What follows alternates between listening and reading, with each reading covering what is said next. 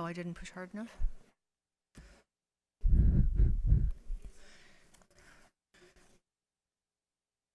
Mr. Clerk, the time is 4 minutes after 7 on Tuesday, February the 12th, 2019. I'd like to call this general committee meeting to order. May I have a motion to approve the agenda as circulated, including the additional items? Oh, everybody's so excited. Councillor Thompson, Mayor Maracas. All those in favor? Any declarations of pecuniary interest? Seeing none, we have no community presentations this evening. Delegations, we do have one delegation from, somebody's going to have to help me pronounce this, Muse Stinson, resident regarding 29 Church Street. If you would come forward. And please state your name and that you have 5 minutes. And before you start to speak, I would like to welcome everyone to the council chamber. Thank you for coming. Okay. My name is John Stinson. I'm a resident of Aurora for the past 30 years. We are requesting an exemption from the interim control bylaw. We delegated last month and are here again to answer any questions if they have come up. This exemption that we're looking for from the interim control bylaw mainly is for two reasons, and that is the house that my wife and I are planning to build as a retirement home is a very small home, and it's not a monster home. And the second reason is that the lot that this home is on is a very small lot, and it is a zone currently as a legal non-conforming property, and we'll have to maintain that that feature because the lot is so very small. So there's a lot of things going on that lot that will have to remain, and we will require to go to the Committee of Adjustments to do any type of small home on that particular lot. One bit of new information is that we did pay attention to the public meeting of January 30th and the direction of the stable neighborhood recommendations, of which we are all very interested in. And I just would like to let council know that we will conform with the 9 meter. If that goes ahead, our home will be at less than the 9 meter height, and that we also expect the floor area restrictions, if adopted, area restrictions, if adopted, would not be an issue at a 2,400 square foot home. With that, we hope that the council will provide a vote for us in this regard, and that we could move to the next steps of getting to the Committee of Adjustments. Thank you. Thank you. Motion to receive. Thank you, Councillor Gilland. Councillor Thompson, are there any questions of the delegate? Thank you for coming. Before we continue, we're very honored tonight to have members of the library, from the Cultural Board, the Cultural Center, the Aurora Historical Society, the Board of the Aurora Historical Society. So thank you, everyone. Oh, and of course, former Councillor Jeff Tom. Thank you, Councillor Humphreys. It's quite a collection of people. Okay, so thank you, Mr. Clerk, for keeping me on script here. Oh yes, we have a consent agenda with 2 items. Are there any questions on the consent agenda, or does anybody want to have it pulled to the regular agenda? No. Okay. Motion to move the 2 items on the consent agenda. Thank you, Councillor Kim. Councillor Humphreys, all those in favor? We have no advisory committee meeting minutes, so we are to the regular agenda.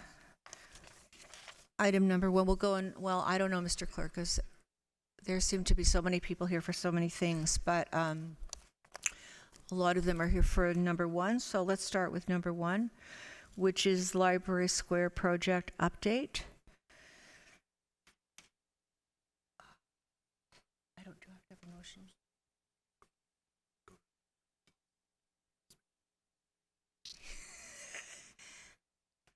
Hello, Ms. McDougall. Would you like to speak to this?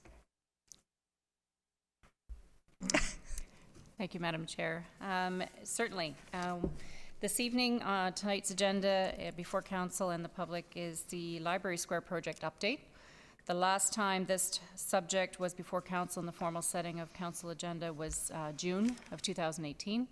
There's been a significant amount of work that has been taking place since June as it relates to working with our cultural partners, working with the consultants, as well as some specialists on different aspects of the project, as well as variations upon variations of the design, trying to continue to enhance the design to ensure we're meeting the needs of the municipality and of our community. So without further ado, I would like to introduce tonight, there will be a presentation by the Planning Partnership, specifically David Linster, who's the partner of the Planning Partnership, as well as Thomas Nemescari, the architect from Raw Design. They will walk us through the package through a presentation. There are some quick highlights just so that Council knows, in addition to some of the comments I've already made, that we are taking into account all program requirements. They were developed and defined through user group meetings, functional programming exercises in order to ensure that the building met specific needs defined by the town and its project proponents. This was value-driven and conservative process that ensured that the design would effectively serve the town and its constituents. And no elements were added that weren't first assessed by the town to ensure conformance with the project brief. My point today is tonight's intention is to be an information-based report, information-based presentation, trying to give Council and the public an update, anything that's changed since June, so that we are providing Council enough information so that they get an idea where we're at, so that when we return in March, we have a dedicated meeting Council agreed to for Thursday, March 21st, there will be additional dedicated time there to discuss and hopefully make some recommendations and approvals from Council at that time. So today is an information discussion and sharing opportunity with the consultants through the presentation. So at this point, I'll turn it over. Before you do that, I believe you have a question or request, Mayor Maracas? Thank you, Madam Chair. Yeah, I just request that we waive procedure to allow more than the 10 minutes for presentation. This is going to take probably a little bit longer. I'm not sure if we have to actually give it a time frame or if we can just leave it open-ended. Leave it open. If that's fine, if we can, so I'd Thank like you. to put that on the floor, waive procedure. Thank you, and Councillor Humphreys is going to second that. Thank you. Please begin. Oh, do we, all in favor? Opposed? That carries. Thank you. Thank you, Madam Chair, Mayor Maracas, members of Council, staff, and guests. We're really thrilled to be here tonight to give you an update to the Library Square and the Church Street Schoolhouse addition. Is that now up on our screen? I just want to make sure you have the visuals here. I'm going to walk you through, I'm just going to introduce the project. My colleague Thomas is going to take you through some of the details of the building, show you some renderings of what it's going to what it could look like, and then I'll follow up with a kind of an update on the square itself. Not as many changes there as you'll see. As Robin mentioned, we've been really working with now a pretty robust technical team. You'll notice here that there are theater specialists on the team that we're consulting with, as well as acoustical specialists. That team, the team that you see there in turquoise, is supplemented by another group, heritage specialists, costing specialists, remodeling the energy, they're code consultants. So it's a significant team on the building itself. We also then have the square, which is being obviously led by my firm, but we have electrical consultants. We now have water as a fountain and ice rink consultant, and of course civil, a very complex site, I must say, from a civil engineering point of view.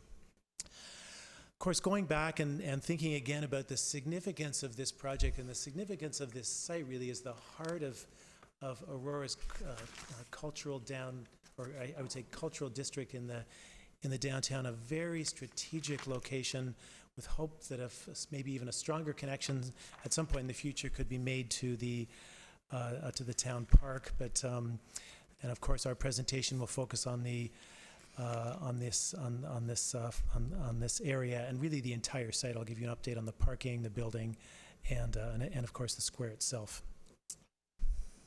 I'll hand it over to Thomas. Right. Right. Thank you for giving us the opportunity to design this great facility for the town. What we're going to look at tonight is the documentation for our schematic design exercise. It's a process that will help to formulate the preliminary design and the construction cost for this facility. It's a project that I've been working on with the town for the past year and a half, developing the scheme with input from the town and a number of cultural partners, specialist consultants, and we've led to refinements to the design since you've last previewed the project in June of last year. The outcome of this process is an artful and disciplined building that respects the heritage of the site through a distinct but complementary design that will serve the town well, as well as the greater Toronto area, well into the future. We've made great efforts to design toward the town's vision of this project as a vibrant cultural center, attracting and inspiring people to learn from and engage with the arts. In collaboration with our heritage architect, we worked with the Ontario Heritage Trust to develop an addition to the schoolhouse that was distinct and not tacked on. So to this end, a glass atrium separates the two buildings, touching the schoolhouse lightly and creating an opportunity to navigate between the new and the old through each building and across the site. It was important for us to acknowledge the history of the site and to complement and integrate appropriate materials when possible. As I walk you through the building, I'll point out moments where we've been able to do so. I'll begin at the bottom level of the building, at the plaza level, which serves as the town's back door to the building, where a number of functions take place. Immediately upon entering, you'll be able to view into the town's archive space through this glazed area here. This is a set of windows that open up onto the archive to display, this displays artifacts just beyond from the town's archive. The archive itself occupies a large portion of this floor. A cafe is also proposed to be located here, which we imagine will be a place for people to gather, have a coffee, read a book, or play a board game with family. We ensured a degree of porosity between the building and the square. So I imagine this is the plaza level here. And we've in this location, proposed a retractable glass wall so that people can spill out into the square during warmer months and invite people in for refreshment. So there's an opportunity for the building and the square to activate each other. There's also a separate entrance located right here so that washrooms can be accessed after hours when the square is in use but the building is closed. And also on this level is a program room which serves a number of purposes and is proposed to have a retractable wall in order to add versatility to the space. We are also working with the planning partnership in designing a parking solution for the ice surfacing equipment, which may need to be located in this room.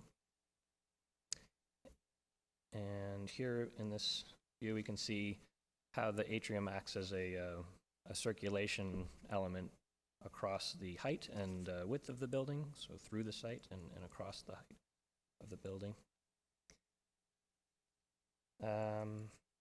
Entering the building from Victoria Street, we wanted to create a warm and inviting space that acted as a point of circulation between and through each building. So to this end, we designed the stairs and windows to be as open and transparent as possible.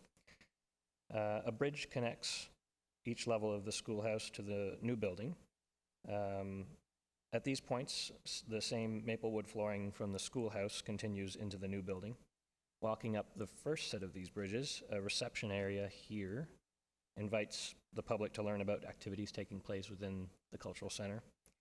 As a way of integrating the history of the site and reinforcing the atrium as a locus between the old and the new, we've proposed that the counter, the reception counter, and as well as those in other locations such as the bar or the coat check, be made of repurposed timber from the building that previously occupied the site. Moving to the plan, you can see a few distinct elements here. So the coat room is located here next to the passenger elevator, made of the same recycled timber. Loading also takes place on this floor here.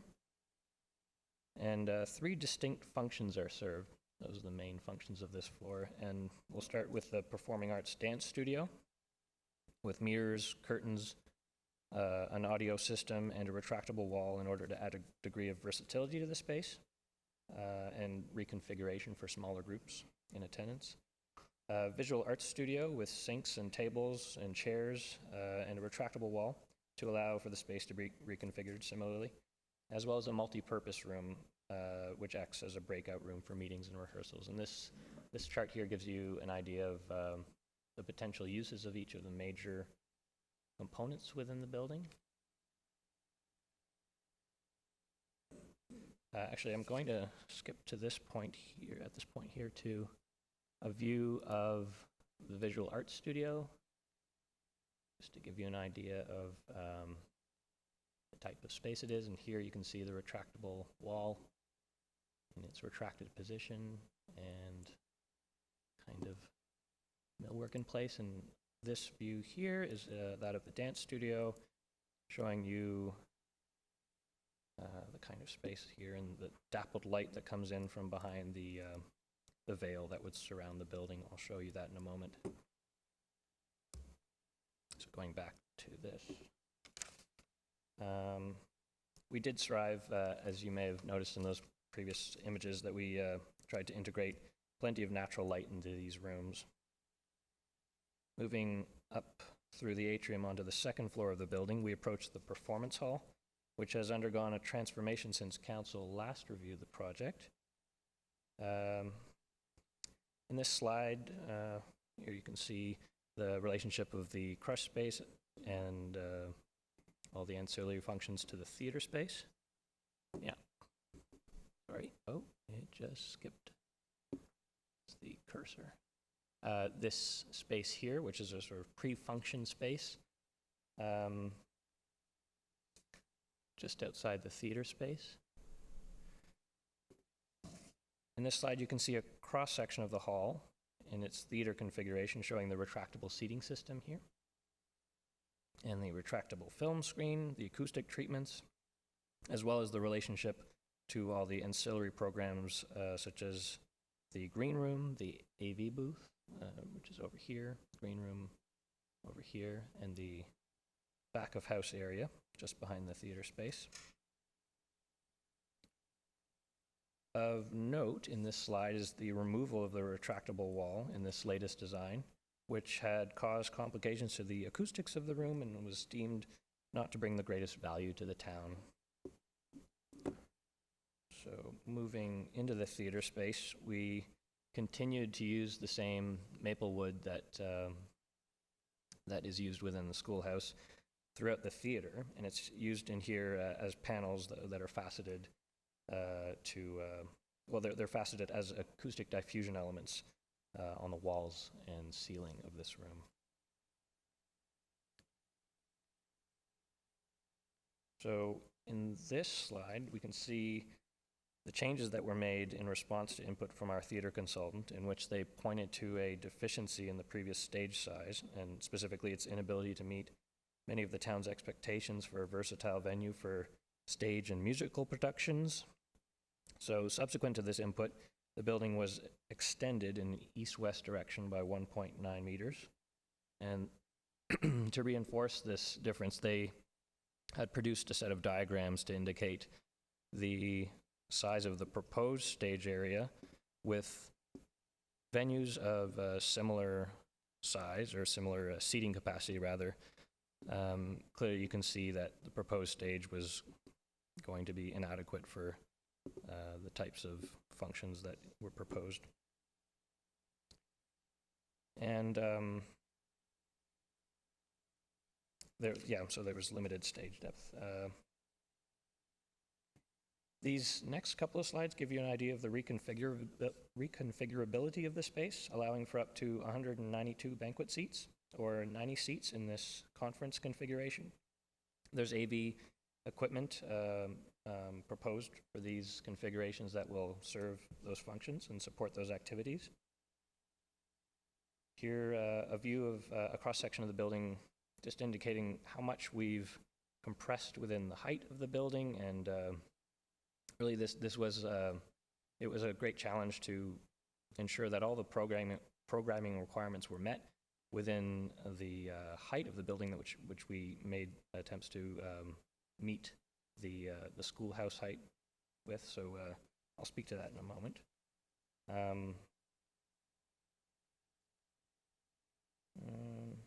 Here we are. This is just a view of the crush space and views into the display cases that are proposed to occupy some of that area. On the third floor, we can see the green room just behind the theater area, the male and female change rooms with their own, each with their own shower and washroom, an AV booth, larger than typical, which will be able to house recording equipment if necessary.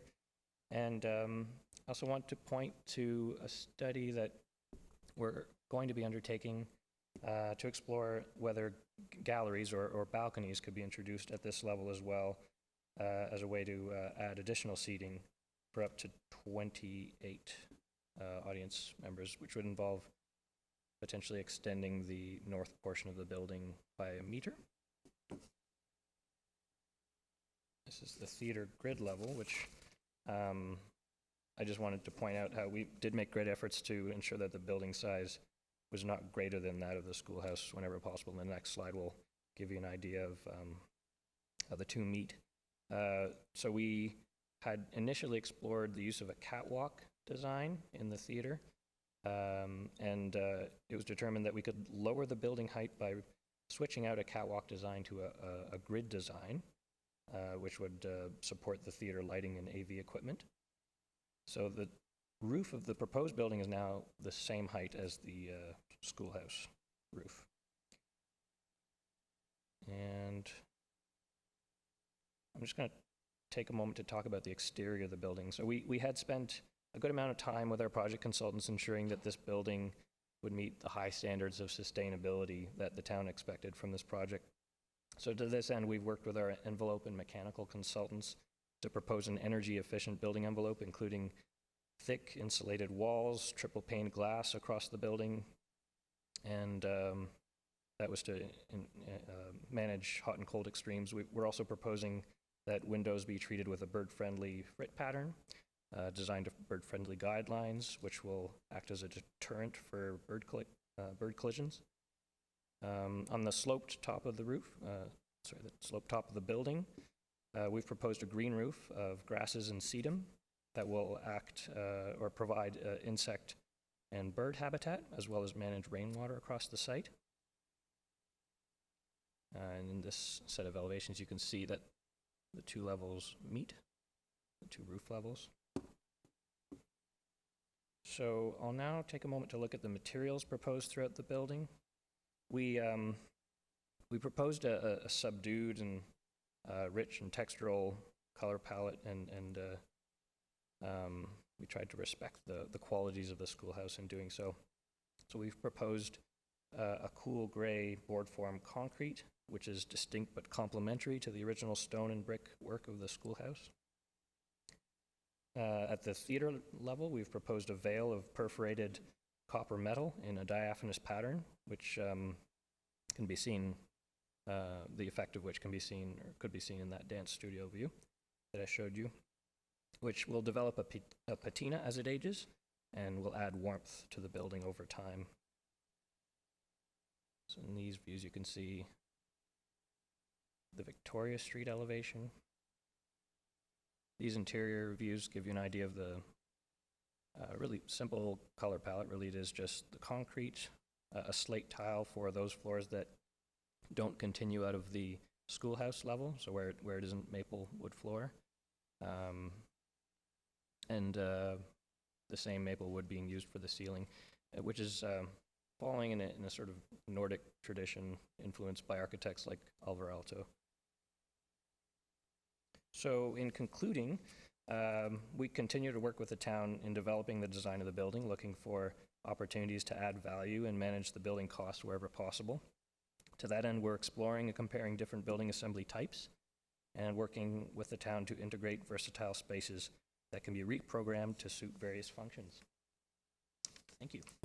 Thanks, Thomas. Now I'm just going to walk you through a quick update on the square. I realize we're getting a little long in terms of the presentation, so I'll move fairly quickly through this. So just an update in terms of the programming. I'll walk you through a little more detail on this. The square still has the same configuration with a large central opening or large central space in the middle of the square for various types of programming, and I'll talk to you about kind of numbers and the kinds of events that we're anticipating there. You can see there the configuration of the amphitheater on the south end of the square, terraces on the north, and a kind of space dedicated to the library on the west side of the square. And most importantly, I think, is a new space that we're envisioning as the entry plaza on Victoria, imagining that many of the people who visit the new community facility will in fact enter off Victoria. Certainly that'll be the most logical route, entering from the parking lot as well. So we're anticipating that's going to be a very active part of the facility. Similar, I presented this slide before, just a little bit of an update, and just illustrating here the a clear distinction between the areas of the site that are dedicated to vehicle and that kind of mix of pedestrians and cars mixing together in that area north of the new community facility, and of course then linking out to Yonge Street, and then all of the various accessible pedestrian routes throughout the square and linking through both the new and old buildings on site. And I just want to show you some of the relationships in terms of some of the challenges that we're dealing with, and in a sense some of the opportunities with this site, because it is very kind of slopey and tilted. You begin to see that in terms of the building elevations as well. This is just a cross section that shows you the difference in elevation between the parking lot at the south end of that parking lot and the square itself at the bottom end of this. So there is a kind of there is a staircase that connects the two close to the building, and then a ramp that would link down here. You just see the top end of that down the side of the plaza and back into it as well. So it's entirely accessible. This is an illustration now looking north, standing back. The community center, existing schoolhouse is on this side of the slide. The large central opening with a library on the left side of the slide, and that kind of library reading space, a more passive space adjacent to the square that we're imagining for that specific use, and the terraces leading up to the parking area in the distance there. This is a cross section of the amphitheater itself, so you get a sense of the number of steps, the configuration a little bit, the height difference between Church Street on the right side of that diagram and that central square on the left side. And this is one illustrating that Victoria Street edge now with the proposed square that we're envisioning, a new public space at the entrance to the community facility, that link that Thomas described, that kind of glass link. And we imagine that this is going to be kind of a gathering place where people will linger before and after shows and just as they enter the facility. We're also imagining to keep the big central spaces open as we can, that we're going to suspend a lighting system above the square. So imagining kind of a cable system with lights so that there aren't poles within the square, to keep it entirely open for programming. And I'll show you some examples of that. That illustration in the top there is an example that you can see there how the lights are suspended above the square. Robust materials, and obviously tying into the interior of the building. We're imagining a combination of stone and concrete pavers and poured-in-place concrete for the ice surface. Robust contemporary furnishings, some of which will be integrated with very comfortable wood on some of those amphitheater edges that I talked about, the amphitheater seating, and movable furniture, of course, garbage cans and cycling infrastructure as well. A couple of examples here of the lighting that we're thinking of in terms of suspending that lighting over the square itself. A robust planting strategy with canopy trees, encircling that space that provides shade in all the quieter areas around the square, and then a really rich seasonal palette of plantings that will bring, I think, a lot of life and interesting textures to the square throughout the year. I think something that you'll be very interested in is the programming of the square. This shows you the configuration of the skating rink, about 400 square meters. You can just see there the little dots are the size of a person there to just get a sense of scale. It's not a big skating rink by any means, but certainly one that we think would serve the town well. In the summer, that would convert to a fountain with jets that would come out of the skating rink. We have a specialist on the team to help us do this, and we've done this in other parks. So it's certainly one that we find successful. But we imagine that that's going to be engaging for families and children, and really animate the square in the summer, bring a kind of cooling effect. Some of the areas around the square in terms of their capacity, with the amphitheater being able to seat just those benches that I showed you, about 290 people or so, and another 220 or so on some of the other seat walls around. We're just illustrating areas there for movable tables and chairs as well in some of those areas. Again, that amphitheater, about 290, just under 300 people. But if you were to reconfigure that, for example, you could sit quite a number of people, about 630 people on the amphitheater seating and in the square itself, and have a screen or another event, so an even larger one. So you get up to, almost, well over 1,000 people within that square. 1,400 we're estimating standing in that square if there was some concert or something like that, which I think would be pretty cool. Capacity for tents, this illustrates about 30 tents. You could probably even have more in the square, but that just gives you a sense of the scale of that of an outdoor market. Could be a winter market, summer market, an art-related market. There you see actually just an idea there of the square that I described, or that plaza at the entry to at the entrance on Victoria. About 300 people could gather there, waiting for a show to begin. And I just wanted to go over some of these parking numbers again, just to illustrate that we are at a total of about 79 parking spaces on site, including accessible parking spaces and the additional 3 that we added along Victoria. And there is an ongoing parking study. We're working with BA to update or to give us an update in March on these numbers and other kind of opportunities within this cultural district. And that concludes the presentation. Thank you.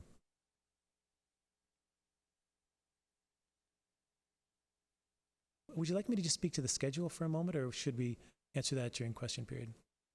Okay, this is just an anticipation of where this could go. So we're imagining that as we move through the winter and into the spring to begin design development, that would be the next stage. We're going to come with final schematic design and costing in March. That concludes that phase, assuming that everything is on track. We then entered design development with construction drawings beginning in the summer and fall. Of course, there's the funding for the square also moving along at that stage. We imagine that by the winter of 2020, construction of the new building and the laneway connection out to Yonge Street could begin. I should say that we are in a position that we could build that upper parking lot off Victoria earlier, like potentially even in 2019 without much problem. And then anticipating that by the fall of 2021, both the square and the new building could be complete. Thank you. Thank you very much. You've done a lot of work. Do I need a motion? We're just going to ask for questions from council to you. No questions? Michael? Thank you. Great job so far. Certainly appreciate it. Just one question with regards to the laneway. In previous concepts, we had parallel parking all throughout the laneway. I've seen now that there's a reduction down to the 5 spaces, and you have some tree elements at the entranceway to that laneway. Yes. Can you speak to why you've decided to cut back a few of the spaces and put in the trees? Through you, Madam Chair. Yes, that's undergoing a little bit more technical study. I'll describe the issue. There's an existing building right here along that edge, and we are looking to get more geotechnical information to just ensure that by removing this slope and introducing parking here, that we haven't in any way compromised the integrity of that building. We're not sure how deep the footings are along that edge. So it's really just, this is in a sense is the worst case scenario where we couldn't put parking there, but we are definitely continuing to explore the potential of having parking along here, and we absolutely are hoping to be able to do that. And there may be a structural solution where we could construct a retaining wall in place of the slope as well to replace that. So we're continuing to look at that. Great. I appreciate the work so far and looking forward to the ongoing conversation. Thank you.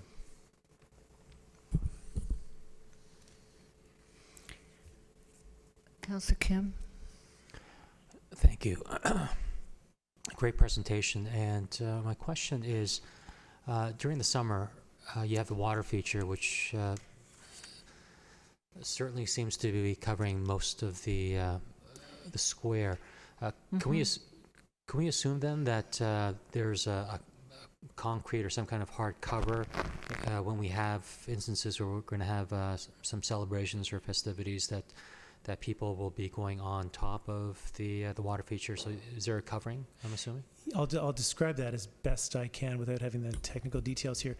It's the jets are entirely programmable, so certain ones can be turned off, they can be turned on, they can all be turned off, and they're a very discrete, a small element within the square. Like they're actually very small, and there's a kind of cap on them, so they are quite small within the overall area, and you can walk on that entirely when the fountain isn't in operation. It doesn't disrupt movement. It's not a tripping hazard. It's just contiguous with the surface of the square. And I can show you examples of where we've done it in other similar conditions. Great, thank you very much. Councillor Gilliland? Thank you. Thank you for such a detailed proposal. I love everything that you're doing here. It looks fantastic. I was looking at all your drawings and elevations, and I wondered if maybe you had considered with the single washrooms would be classified as gender neutral versus a woman's or a men's bathroom. I noticed that there is none of that gender neutral option. Would that be something that would be able to be integrated? Absolutely. Through Madam Chair, absolutely, yes. Perfect. There was one more thing here. I wanted you to define the seating rails that were around the plantings, because I believe on the outside you have some raised, I guess, gardens. Yes. And then you had some concrete walls. Was that designed for seating to go all the way around to maximize seating space? Through you, Madam Chair. Yes, that's exactly right. So we're trying to the square it's quite a stepped condition where for example, the parking lot is elevated relative to the square. Church Street is elevated relative to the square. So there's this kind of natural stepping condition in all of those cases where all of those ledges could form seating edges, and they would be intermittently covered with a wood surface as well that's more comfortable. And they'd also serve, in the case of the north area, we think that you could even set up tables and chairs on those terraces, so they're quite flexible. For the skating rink, or for the skating rink in the winter, they'd serve as an area to sit and put your skates on if you wanted to do that outdoors. So they're meant to be quite versatile. Perfect. And through you, Madam Chair, the new outdoor entry plaza spot, I think, is a great addition to adding even more of a social area. I think it's also important because there's so much going on in the middle of the square where there could be a lot going on, and we are by a library. Maybe somebody wants a quiet spot, so that could actually act as a quieter spot, maybe around a lot of the hustle and bustle for someone to sit and read and have a coffee. Is there, I'm just trying to understand, you have this little cafe, but it's not really in your drawing, so like is there going to be somewhere where they can grab like a coffee real quick at the front there, or do you have to go all the way across somewhere? I'm just trying to understand the convenience of that. Robin, did you want to comment? Ms. McDougall? Thank you, Madam Chair. If I may just add to that, we are still evaluating that function of the cafe. We obviously, in cooperation with the library and their food services, we don't want to be in a position where we're both offering the same thing. So we're trying to design it so that it can be used as a refreshment space for events that spill out onto the square. It also could be a situation where from an event or an activity space within the building, somebody could just gather. We haven't finalized the intent of the refreshment, whether it's an actual service provider or it may be just something that's utilized by a user group or a special event host by the town. Again, we want to be careful not to compete with the library as they have a specific intent with their food services. So that's still something we are working out. But at least with that space, it provides that flexibility to host events, pull them inside, or they can be gravitating outside and still a place to gather, to have a coffee, to sit and have a refreshment area. Perfect. Through you, Madam Chair, one final thing, just going on the general neutral. At the very top floor, and you had the female and the male dressing room, would it be something that to explore of just having dressing room 1, dressing room 2, or A and B, and then maybe a board on the outside to where it may be specific to that event, where it could be, this is the crew that's here, this is the crew that's there, not necessarily male and female. Would that be something worth exploring? Through you, Madam Chair, yes, absolutely, yeah. We would undertake that kind of level of detail in the subsequent phase for this project. All right, But that's all. Thank you. Thank you for your note. Thank you. Councillor Humphreys? Thank you, Madam Chair, and thank you very much for coming this evening and presenting us with this more detailed plan. I'm really, really excited about it. It looks pretty spectacular. It's I want to go there, so I can imagine the residents really getting excited. Just a couple of questions, and so I really love the lighting features. Is it? I think I've seen them before, but can you just talk Yes. about this a little bit more? Yes, through you, Madam Chair. It's a catenary lighting system. So there are a series of poles around I could just describe that, around the edge of the square. Actually, does the next one? Actually, yes, you can just Okay, get a sense of perfect. that there. The poles are around the outside edge of the central area, and there are cables that extend across between the poles, and from those cables there are lights that are suspended that shine down on the square. So you get a beautiful continuous light, kind of Beautiful. sparkle up above, and an unencumbered area without poles in it. Yeah, fantastic. I love that. And I think I've talked about this before, but little lights, people are attracted to sparkly lights. It's so inviting and beautiful. So I'm really excited about that solution. It sounds great. If you wouldn't mind going back to the overall picture, yes, that one, perfect. So just a little bit about accessible parking. Just want to make sure, because there was a lot of concern about that the last time. So I know that you've got some on Victoria Street, and on the laneway there, I'm assuming it's accessible parking as well. Yes, through you, Madam Chair. It occurs in a number of places. There is accessible spot near Victoria Hall, 2 at this end of the parking area. I should just point out that this is a loading zone from time to time, but it's Sure. paved as part of the plaza as well. So when there isn't a truck there, which is usually, then it's part of the plaza. So that's direct access across to the main entrance. If there was a truck there, then they could move around that space like this. Accessible parking spaces added on Victoria, and 2 accessible spaces next to the library. And we're also designing this connection that extends all the way under the building from here to here as an accessible walkway down to the square and to the Perfect. both library entrance and the cultural center lower entrance. Perfect. That's and I'm really going to be looking at that quite a bit as we move along to make sure that we have a really super accessible building with accessible parking, so that this is just because aging population. We want everyone Yes. able to go and enjoy the lovely square, so that there's no borders that are stopping them from everyone from enjoying the area. That's great. And then just one last question, and I don't know if you can answer this, but the library, there was some concerns. Right now they have a really comfortable drop off. So this is that sort of quick in and out, drop their books and then drop people off. There's a solution in there, I think, that answers that. Would you mind elaborating? Yes, through you, Madam Chair. It's this. We designed this with the previous librarian, and the board. So it's a lay-by here that accommodates 3 cars in this area here. So the idea here is that this laneway is a right in. So you'd come through here, stop by to drop a book off or drop a child off, an elderly parent, And then go your elderly partner maybe, and then drive up, presumably, and park here, or after you've done that, drive out through the Victoria Street entrance. Perfect. No, thank you very much. I appreciate that explanation, and thank you again. Thank you. Thank you. Councillor Gallo. Thank you, Madam Chair. Thank you for presenting. It looks fantastic. Just to follow up on the cafe concept, I mean, was it ever anticipated to have dedicated space there for a vendor, for either a cafe or a small restaurant or that type of thing? Or is it anticipated that the facility at the library to be either expanded or reconfigured? Or I just feel like this space could really use that type of venue for people to go and either eat or sit and have a coffee. We could show the view of that view of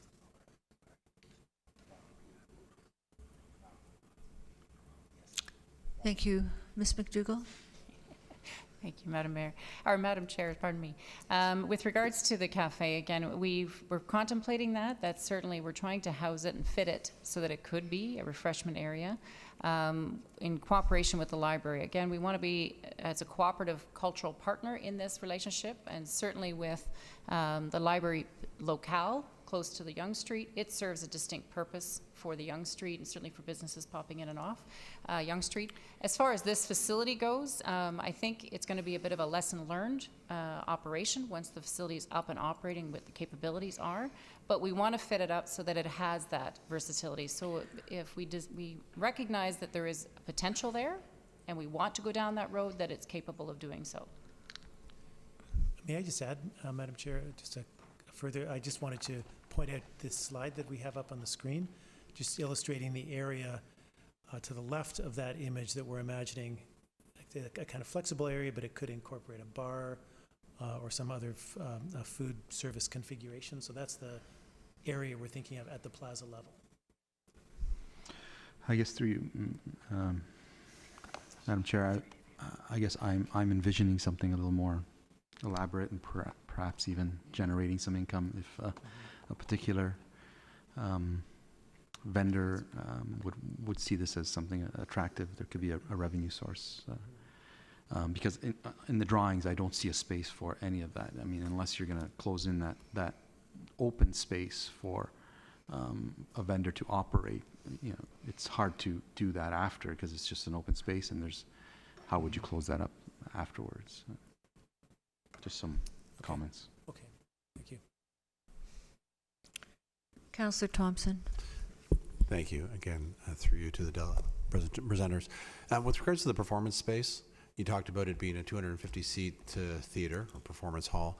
Just, I'd like to get a sense of how you determine that's the right number, as opposed to, you know, less seating, more seating. You know, why is 250 the optimal number? Yeah. Are you? Through you, Madam. That number was provided to us by the town. So that was our decision? Yes. And Robin, perhaps you can. Thought he Ms. might expand. McDougall? Pardon me, I thought I might expand, but the number we landed on with 250 was recognizing that we currently have the Breivik Hall adjacent. The Cultural Center has Breivik Hall, which is smaller venue, about 130, I believe, approximately. We also know in different areas surrounding Aurora, there's some other theater performance spaces that are in the 400, 350 range.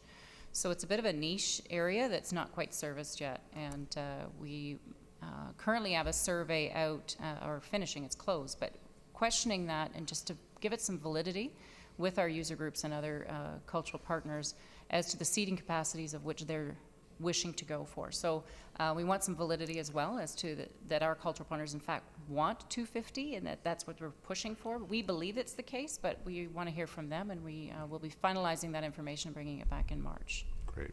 And then, again, through you, my second question really just about retractable seating. Don't know enough of it, but would like to learn some more.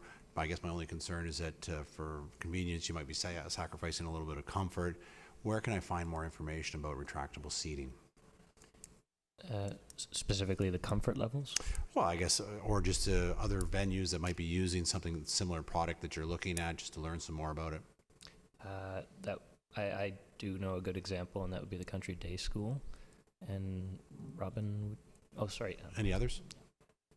I think also the new Daniels Spectrum facility in Regent Park downtown. That's another one.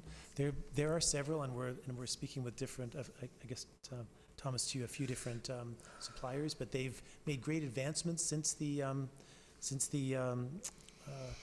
Country Day School. They had some issues with the retractability because some pieces needed to be taken off. It was a little bit complicated, but they've come a long way in the last 20 years or so.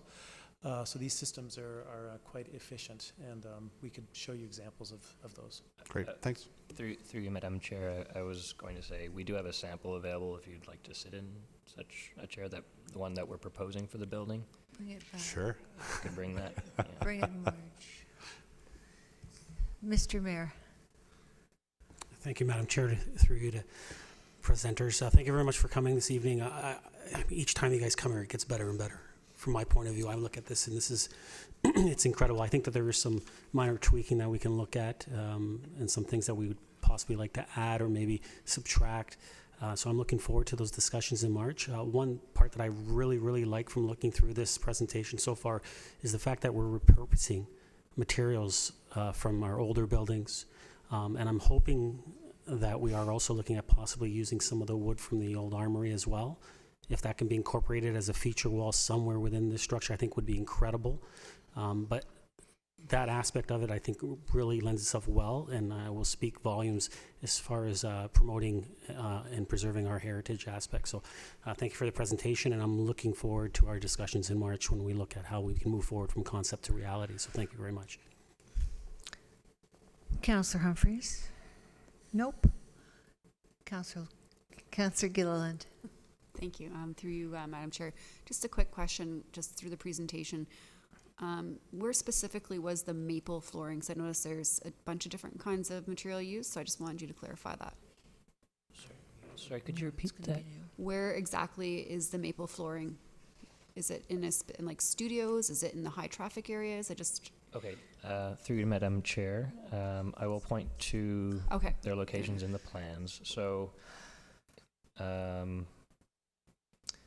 plaza level, there is no maple flooring on the plaza level because no portion of the schoolhouse datum extends at that level. And here on the ground floor, you could see the schoolhouse floor extending out as a bridge across this space. And throughout that floor plate, I should say on this, we've proposed that slate tile be used and a specific floor suited to the the performing arts dance studio. And similarly for the visual arts studio, there's a specific type of flooring, likely a type of linoleum or a similar material that is more durable. Similarly for the multi-purpose studio. And moving up through the building where the second floor of the schoolhouse extends, sorry, I keep using my finger, extends into the second floor of the new building. That maple wood floor continues throughout, so that's into the theater and through the crust space here, as you can see. And that material is also used for the stair treads. Does that give you an idea? Yeah, I just, is that, like, will maple be able to tolerate high density traffic, just having? As it does currently in the schoolhouse. Okay. Yeah. Okay. That's It is currently a maple wood floor, through you, Madam Chair. That's all good. So I guess it's my turn. One of the first things you said, it's going to be a distinct but contemporary design.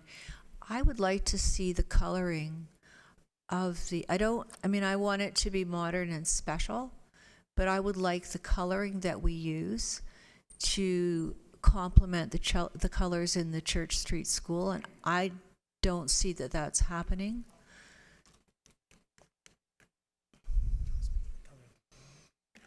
Color of the veil's changing over time. Yes, that's true. I think the, I could leave it with you, but I think yes, okay. we want it to fit together somehow.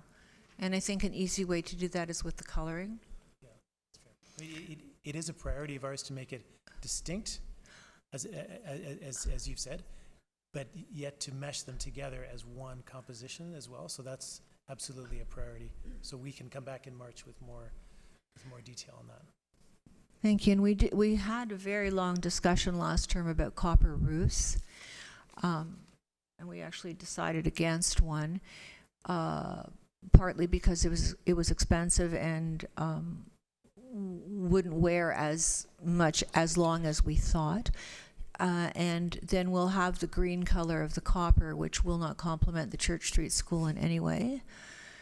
So maybe you could have some options when you come back? Or is there a particular reason you want the copper roof?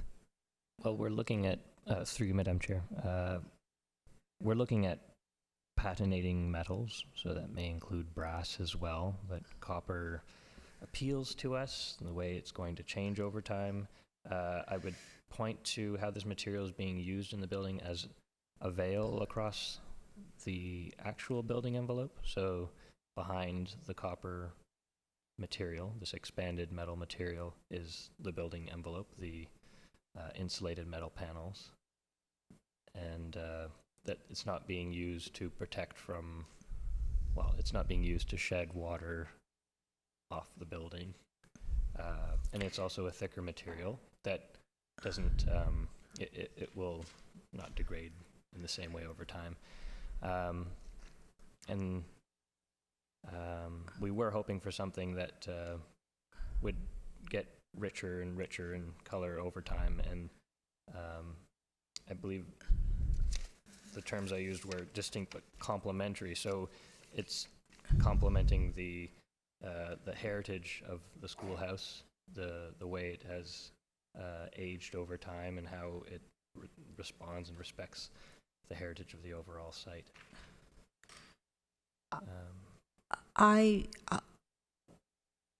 This is my own personal opinion. I do not think a copper roof that ages green is going to do anything to complement the Church Street School. I'm just going to leave it there. I would like to know what else you could offer.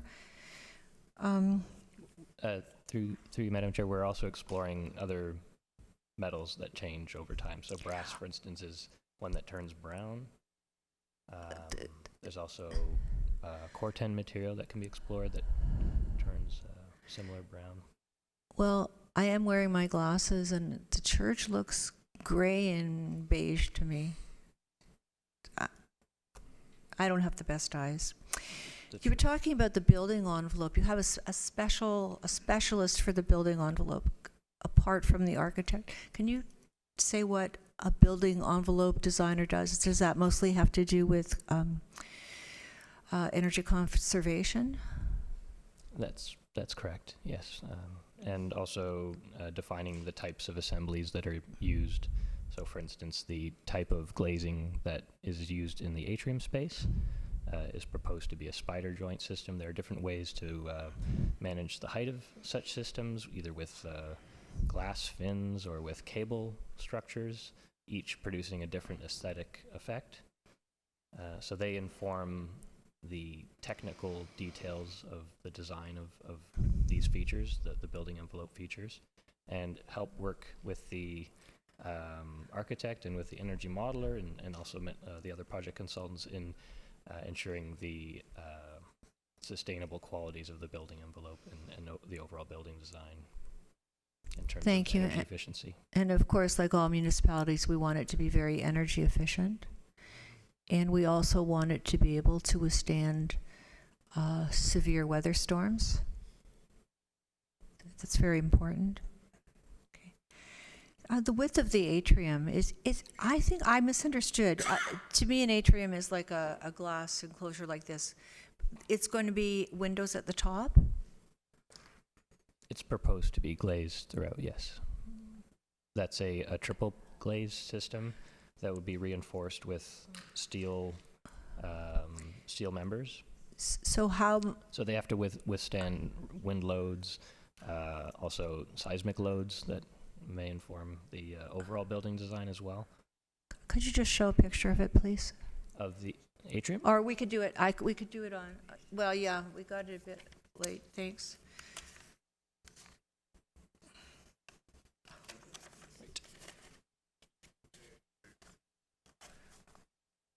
So it looks to me like we'll be able to use the sidewalls for art or decoration if we want. The glass is mostly going to be at the top. Am I reading that right? Sorry, through you, Madam Chair, the side walls, if you're referring to this wall here, Oh. we are proposing that be a feature wall.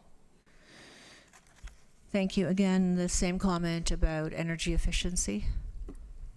I don't find glass walls, we haven't found glass walls in the town hall to be very energy efficient. If I could speak to that, through you, Madam Chair, our building envelope consultant has proposed triple paned windows.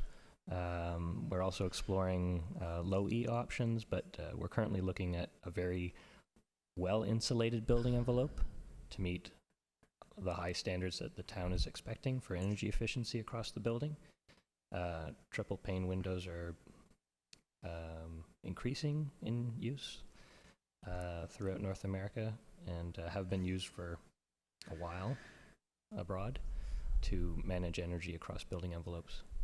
And what do we do in the summer when the sun is shining in there? In terms of managing glare, In terms of managing heat? so if through Madam Chair, in terms of, if I could explain a triple paned window, it Thanks. manages heat across each side of the assembly. So if it's hot outside, it prevents that heat from Great. entering. So it works both ways. If it's cold outside, Thank you. That's fantastic. Comment about the open stairs. I've seen kids fall through that. It's going to be a very well-used public building, I hope. So could you please think about that in the design? through you, Madam Chair, they are going to be designed to meet Ontario Building Code requirements. Thank you. And the comment about the lights, they sound fantastic. How are they going to do in wind? Yes, they are engineered actually with a cable system, and they're very secure and engineered to withstand the span. And we've used them on other projects and seen them used successfully in the long term on this kind of public space. So they are quite robust for wind and various other climate conditions, ice and snow. And Good to various hear. things. You can stop. Good Everything to we're hear. getting today, basically. The outdoor seating is going to be wood. So the kind of wall seating is going to be wood? It'll be a concrete. It'll be port-in-place concrete or precast concrete. We haven't landed on which kind of concrete, but then they'll be capped with wood. So they'll have like a wood seating element on top of the concrete. So it's a very robust assembly. It can withstand the kinds of uses that we're expecting here. So it's not going to splinter and it's not going to be hard to maintain? That's right. We use a hard, a very hard type of wood. In this case, it's a specialized material for this kind of application. Thank you. A few more functional questions. How are we going to get maintenance vehicles in and out? Yes, there. Emergency vehicles set up for farmers markets. How are we going to get those vehicles in and out? Yeah, so we're looking at the as the way in through the square to come in through these routes here at the bottom level of and linking from the laneway, kind of between the trees all through here. There's quite a significant separation here, so that's where they'd come through here, or come through here into the square to set up. Can you do the same sort of function for accessible parking or drop-off? Our concern with bringing cars right into the square itself is that we immediately set up a conflict between pedestrians and children running in and out of that library entrance and someone driving through it. Yes. And so our thinking is that the library entrance, and especially since it's going to be an important link to the cultural center as well, should really be free and clear of cars, and that the cars should have a place north of the plaza and not blend the two together in this case for fear of that conflict. Okay, we'll go back to that.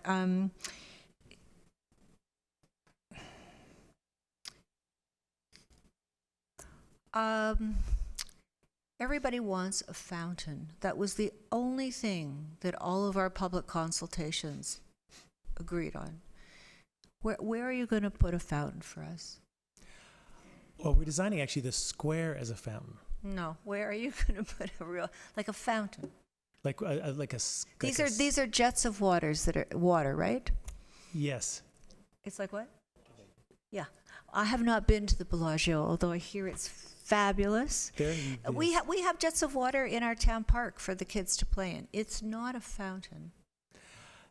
I'm just one person speaking about this, but I think the public is going to expect it. There are some real complications with fountain today, or fountain design today that we need to think about. We are also dealing with a square that needs to be very versatile. So my fear of putting a structure in the middle of the square is that it's going to consume valuable program space.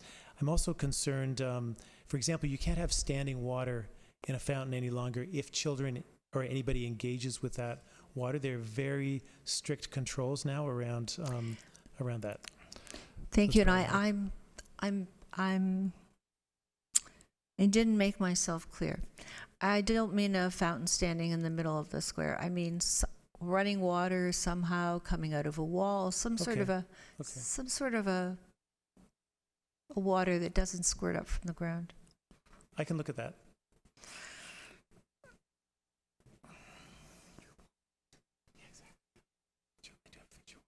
You said something about reconfiguring the square to get more people in?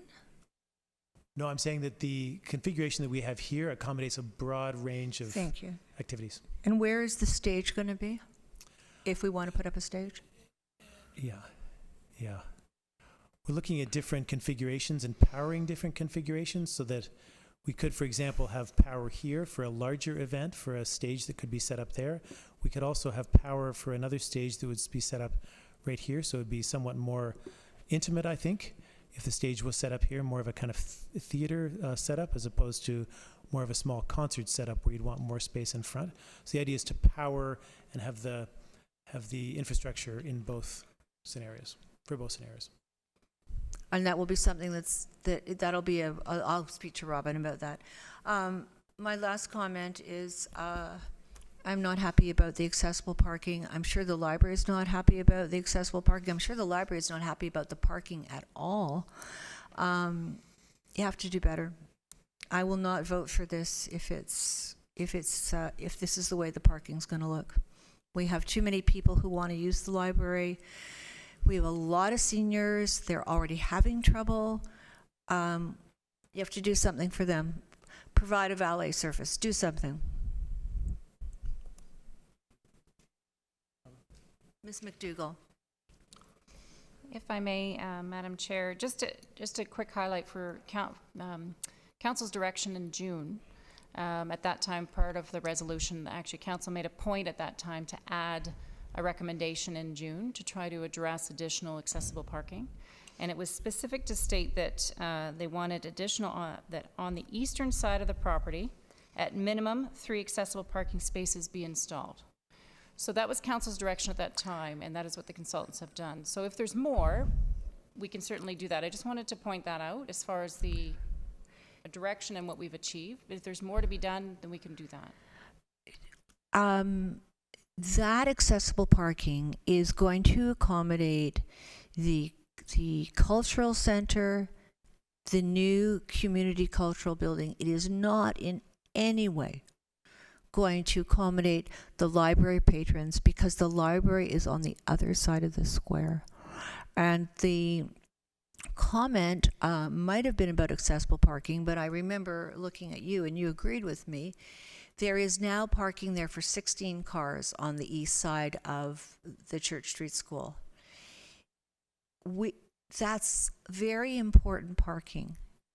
And even if we only keep 16, and we talked about being able to make that parking look good. It looks awful now.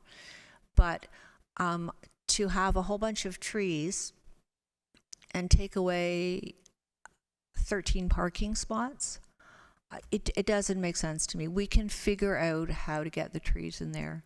We're going to have lots of trees all around.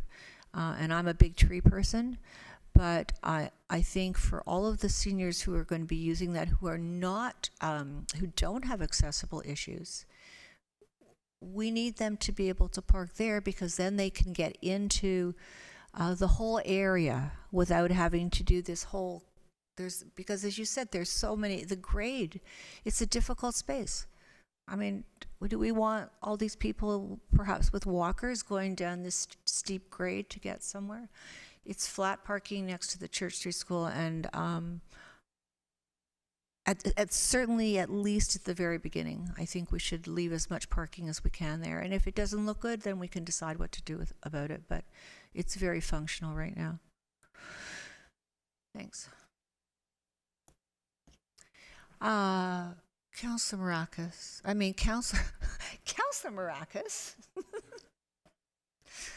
Sandra? Thank you, Madam Chair. Just a quick question to that point. Will this come through to the Accessibility Committee just for one last review, if that's possible? It's going to come, correct? Okay. Just want to. I think I read it, yeah. Yeah, I just want to. I'm just stating it so that I think those concerns will be raised, and hopefully some great solutions could be incorporated to address what you were mentioning. Thanks. Thank you. Mr. Mayor. Thank you, Madam Chair. I'm just wondering, was there any thought or consideration given to a possible linkage between the library and either the schoolhouse or the new facility? Either underground or above ground in an enclosed kind of bridge? Through you, Madam Chair. We're going to be bringing that back to you in March. We're looking at a few options. One is a canopy that would connect the two, so you'd walk under a certain amount of weather protection. Another scenario is completely enclosed, so that's another. And I think there's a third scenario that does a bit of both. So we're going to bring some options to you. Yeah, so that's great to hear. As I said, I'm looking forward to March, and I think a lot of the concerns that have been addressed, from what I've seen so far, and every time you come back, you've addressed a lot of the concerns that we raised, and so I'm looking forward to March with that detailed design that you bring back to us. Thank you. Thank you. Final points. Has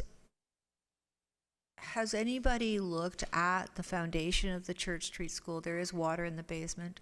Has anybody looked at that foundation to find out if we actually can dig down? Yeah, the town engaged a geotechnical engineer. They also had a hydrology study done of this site for the new facility, and there's more testing being done. And our structural engineer who's designing the facility, who's been an integral part of our team and is informing then the costing of this facility, has been working with the parameters set out by these geotechnical and hydrogeological studies. So absolutely, we are very carefully considering that as we move forward, and it's informing not only the building design but the cost of the project. And we've done a full hydrogeological study? Yes. Thank you. So, I'm sorry, Mr. Clerk, we should move into the report? Thank you. Motion to put the, thank you, Councillor Thompson. Thank you, Councillor Gallo. All those in favor? Oh, yeah, that's okay. Thank you. Just the report, yeah. Yeah, the report itself. Are there any more questions about the report itself?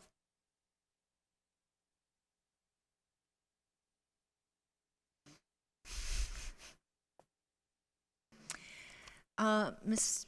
McDougall, are we putting an industrial type kitchen into this building? I know there's a kitchen space and you're talking about banquets. Are we just going to put a good basic kitchen? Excuse me? Through you, Madam Mayor, Madam Chair, pardon me. With regards to the catering kitchen is what's proposed for the main, or the theater floor.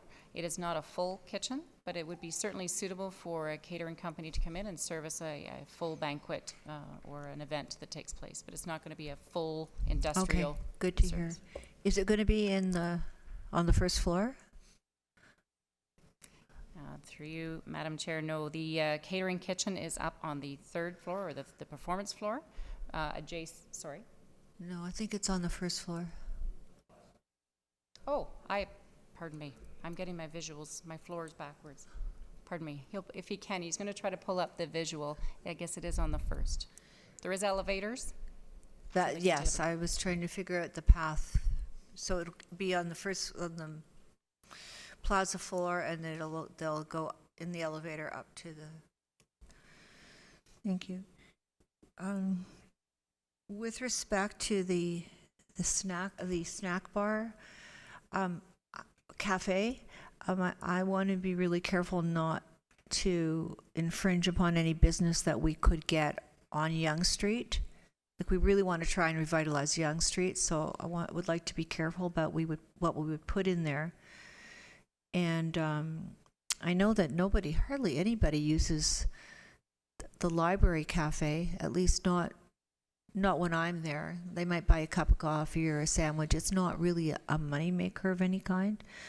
I can see having a bar during a performance and bringing in some money that way, but it would be so lovely to have a cafe down there, but can't see that it's going to make money for us.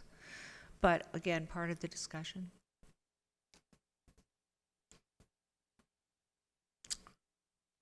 Okay. If there are no more questions, I'll call the vote. The vote is, wow. Councillor Thompson.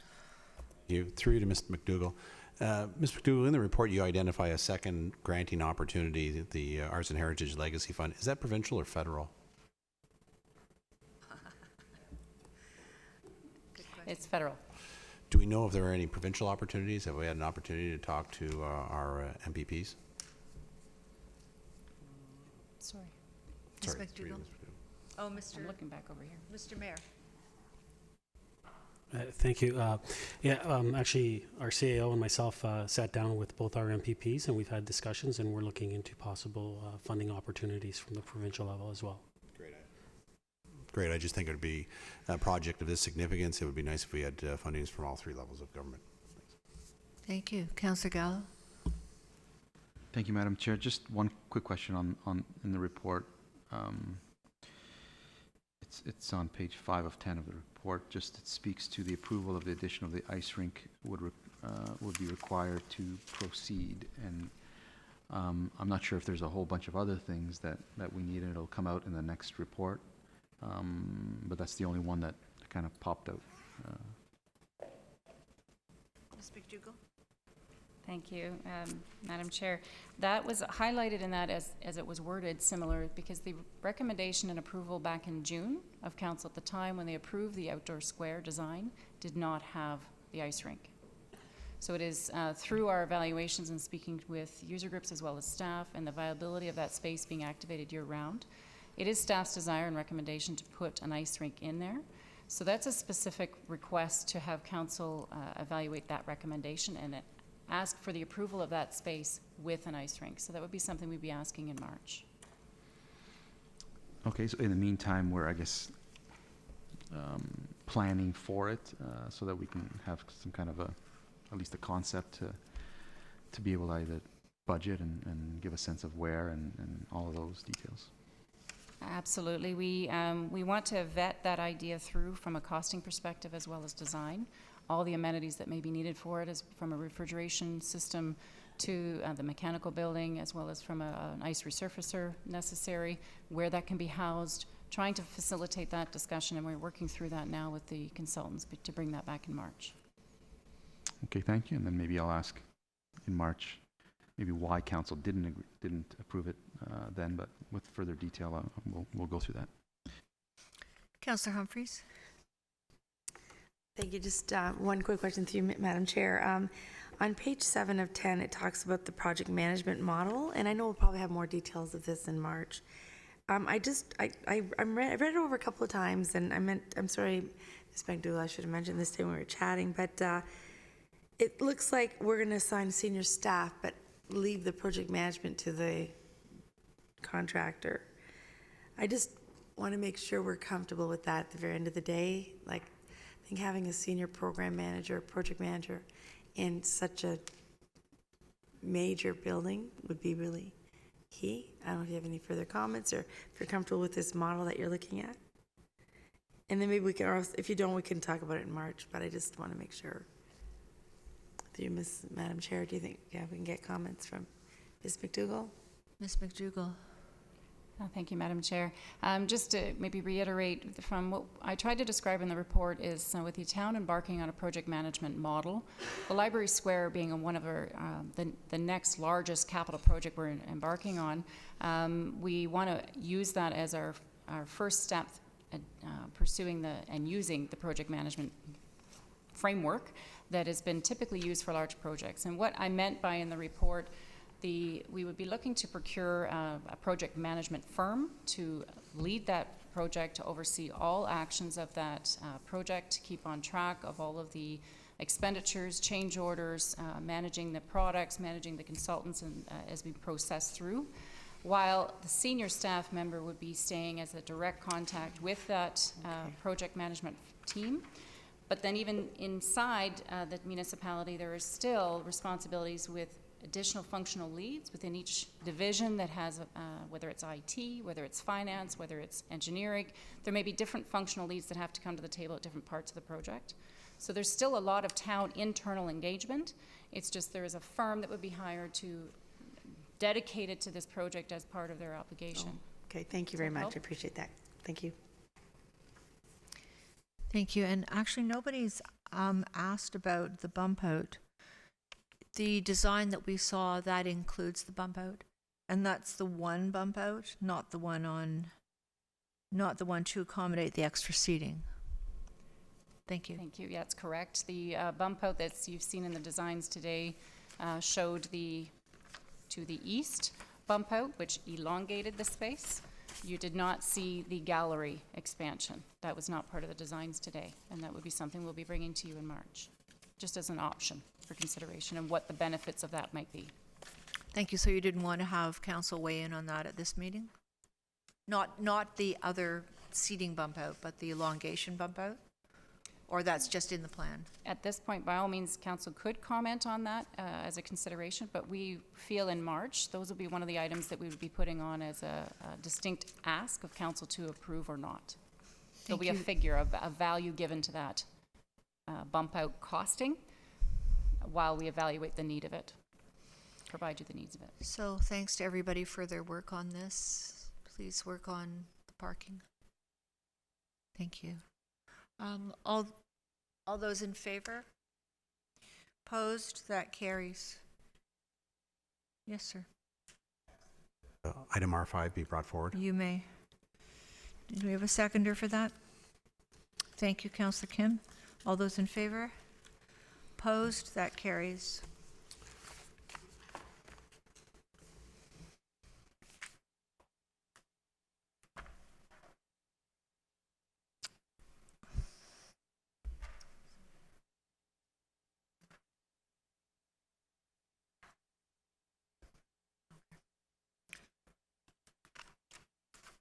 Okay.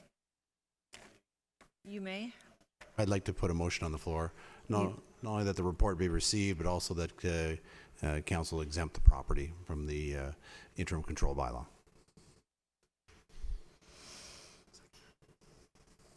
Seconded by Councillor Humphreys. Okay, Councillor Gilliland. Actually, Oh, sorry, you, of course. And I spoke to this last time as before, and I appreciate council's decision to postpone it so we can at least move through the hearing for the stable neighborhoods. As we heard tonight, the delegates have certainly listened to the conversation. They're willing to work with the town and make those amendments so that should the proposals go forward, they would align with that. But I also think it's important to note that all we're allowing them to do tonight, if we exempt them, is to move forward in the process. They still have to go through the Committee of Adjustment for the proposed variances. They still have to, as the reports say, undergo a stable neighborhood site plan review for the proposal. They also have to adhere to the conditions from the Heritage Committee, which is the design review panel. So there's a number of stages that they have to go through and adhere to. We're just allowing them to go through the process. And so I was supportive of it last time, and I'm supportive of it again. Councillor Gilliland. Thank you through you, Madam Chair. I was really grateful that we were able to put this back on the agenda at this time. I was really also happy to, the one thing in the report that I was really happy to see was that the owner was willing to conform to, I guess, the consultation recommendations and lowering the height to 9 meters. So I was really impressed with that. So at this time, understanding that they will need to go through all the hoops, like Councillor Thompson was saying, I would support this. Councillor Humphreys. Thank you, through Madam Chair, and I support the motion forward as well as I seconded it. But I did take an extra step. I met with the owners and I wanted to understand what the plans were.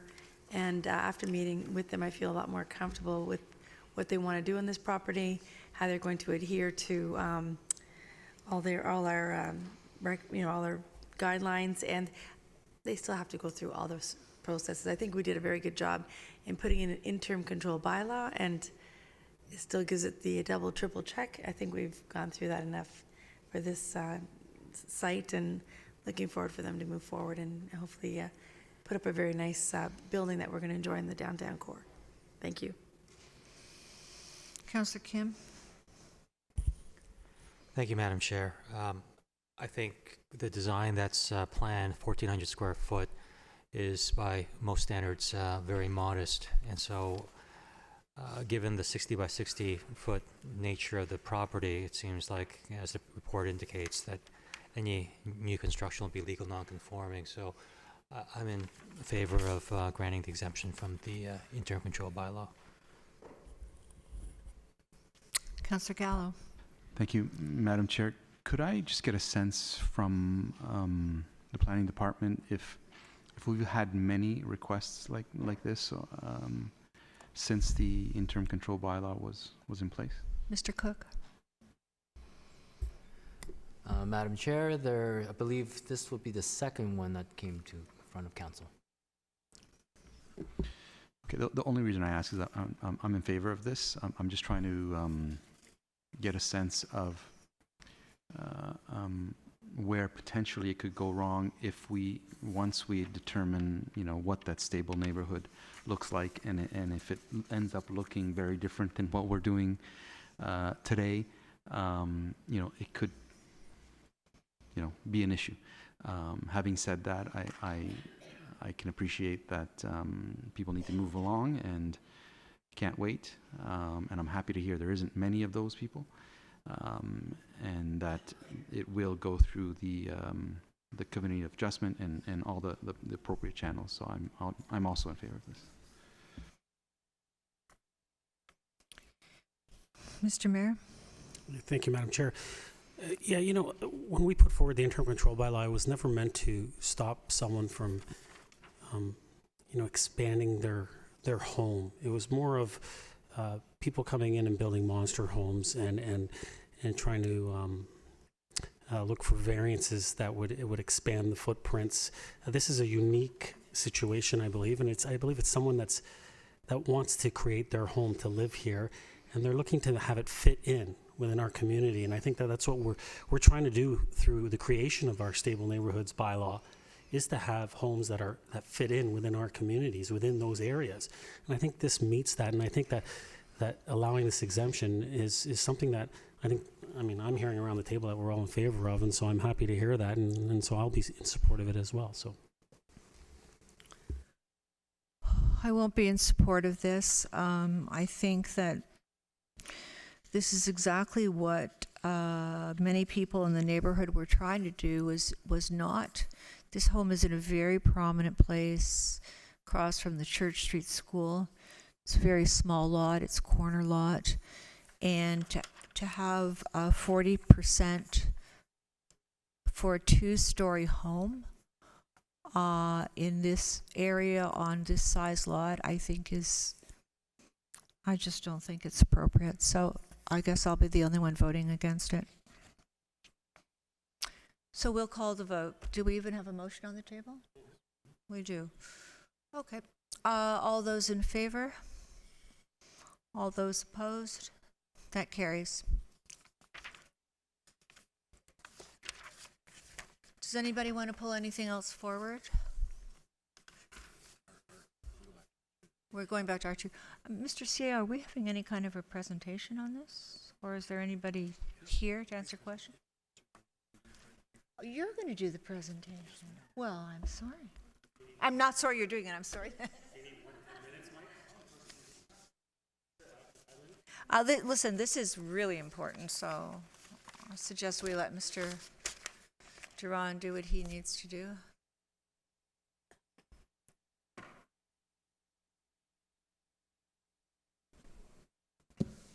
Yeah. Thank you very much, Madam Chair.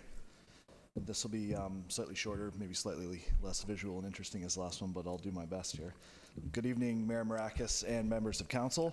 The following presentation provides a brief overview of the legislative framework, the formation of the council and local boards code of conduct, and speaks to the complaint resolution processes.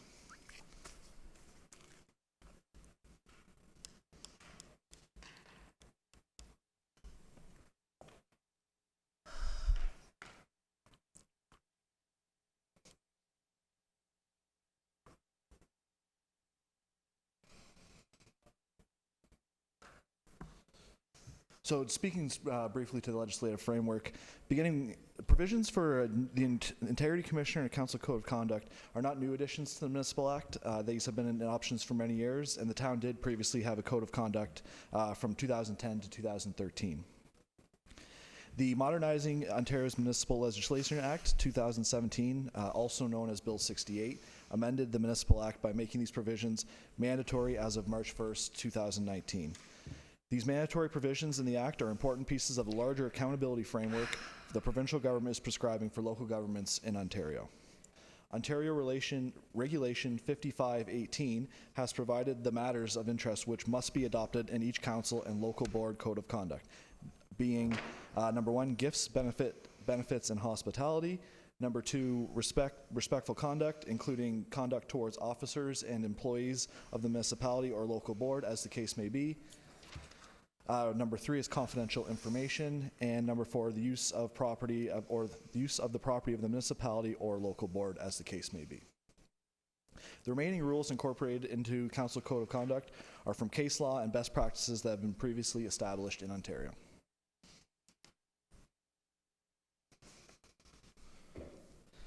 So the intent behind the creation of the Code of Conduct is that members of council, and to a lesser extent members of advisory committees and local boards, should be held to a higher standard of behavior and conduct. The provincial accountability framework places a high importance on the need to uphold both the letter and spirit of policies adopted by council, including the Code of Conduct. Each code contains commentary which is meant to guide council and local board and advisory committee members when conducting themselves. The commentary is a literal or living part of the document and may be added to without a council motion or amending bylaw. The rules themselves within the codes of conduct may only be amended through council resolution and bylaw. The origin of the draft code before committee this evening began in about 2008 in the cities of Toronto and Vaughan. Those cities drafted a code of conduct based on the rules of professional conduct, under which lawyers licensed to practice law in Ontario were governed. The code has evolved through decisions and best practices around Ontario to what is on this evening's agenda. The guiding principles for the code are as follows. Members of council shall serve the public and their constituents in a conscientious and diligent manner. Number 2, members of council shall be committed to performing their functions with integrity, impartiality, and transparency. Number 3, members of council shall perform their duties in office and arrange their private affairs in a manner that promotes public confidence and will bear close public scrutiny. And number 4, there's a benefit to municipalities when members have a broad range of knowledge and continue to be active in their own communities, whether in business, in the practice of a profession, in community associations, and otherwise. And also before council this evening is the local board's code of conduct, mandatory under the same provision in the Municipal Act as the council code of conduct. This code follows the same sorts of rules as the council code of conduct, but is designed to be a much briefer, less intimidating document, and less likely to discourage volunteer members of the community from serving on advisory committees and other local boards.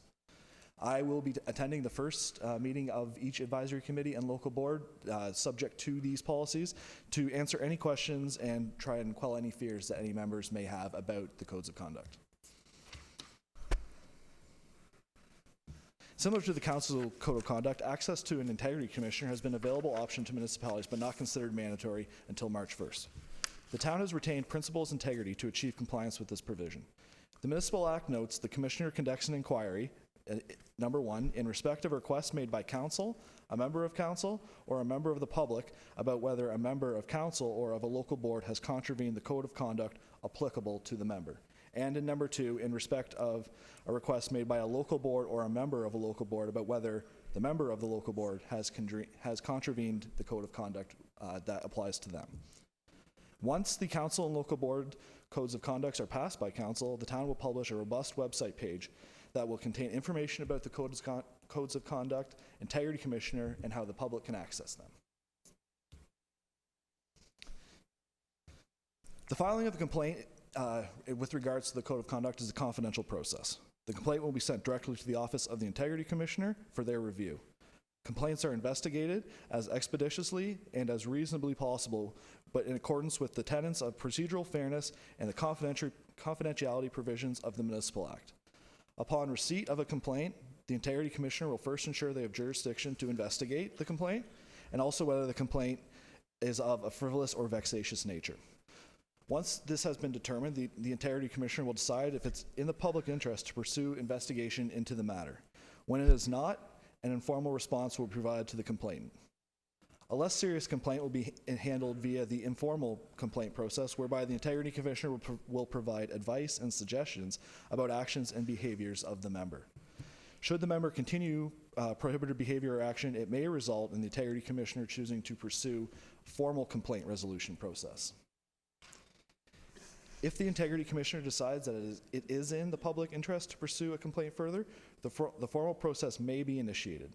This will involve an investigation by the integrity commissioner, which may result in a report to council if there are substantive findings and/or recommendations. And lastly, recommendation reports produced after investigation sustains one or more of the allegations will clearly and accurately recite the relevant facts and circumstances and set out findings and recommendations with precision and without hyperbole. When it is in the public interest to do so, for example, to clear the air, or to provide the necessary closure when the circumstances demand, a report can be issued even where there have been no findings or ethical transgressions. That concludes my report for the evening. Madam Chair, if I might suggest that if there's any questions directly for me or about the presentation or for about the code of conduct, I would invite the integrity commissioners in the audience this evening to come down and answer any of those questions. Thank you. I like that idea. Well, let's see. First of all, are there any questions? Oh, do we have we would do that now? Yeah, we would have to do that now. And waive procedural bylaw to ask questions of the integrity commissioner? Okay. Mr. Clerk, could we put the report on the floor and then waive procedure to ask the, yes. Okay, motion to put the report on the,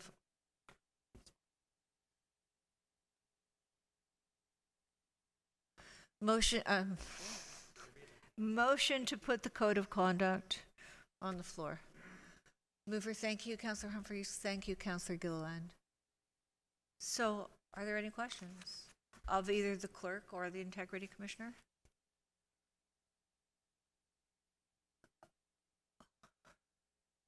So, Councillor Thompson. Thank you. Through you to the integrity commissioner. can invite him down.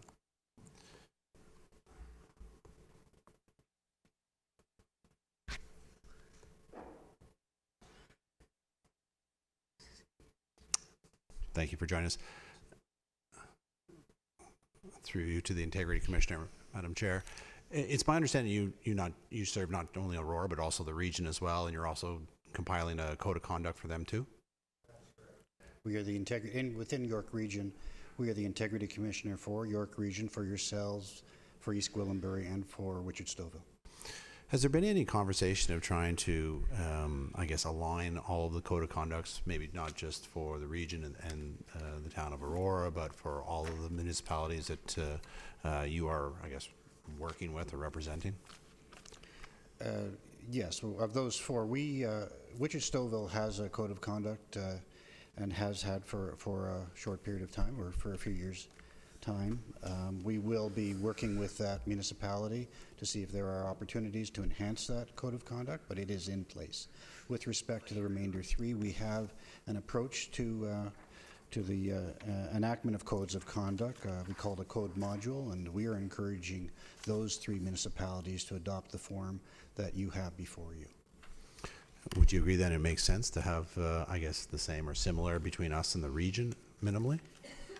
There is an efficiency. There is certainly minimizes learning curves.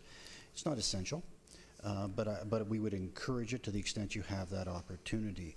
One of the primary reasons we recommend this form of code of conduct is for logistical reasons. So the way it integrates with a local board code of conduct, but primarily because it integrates commentary. It explains itself, and it's a living document because it provides us with opportunity periodically to share with you commentary from learnings either that occur within York Region or across our client base in Ontario.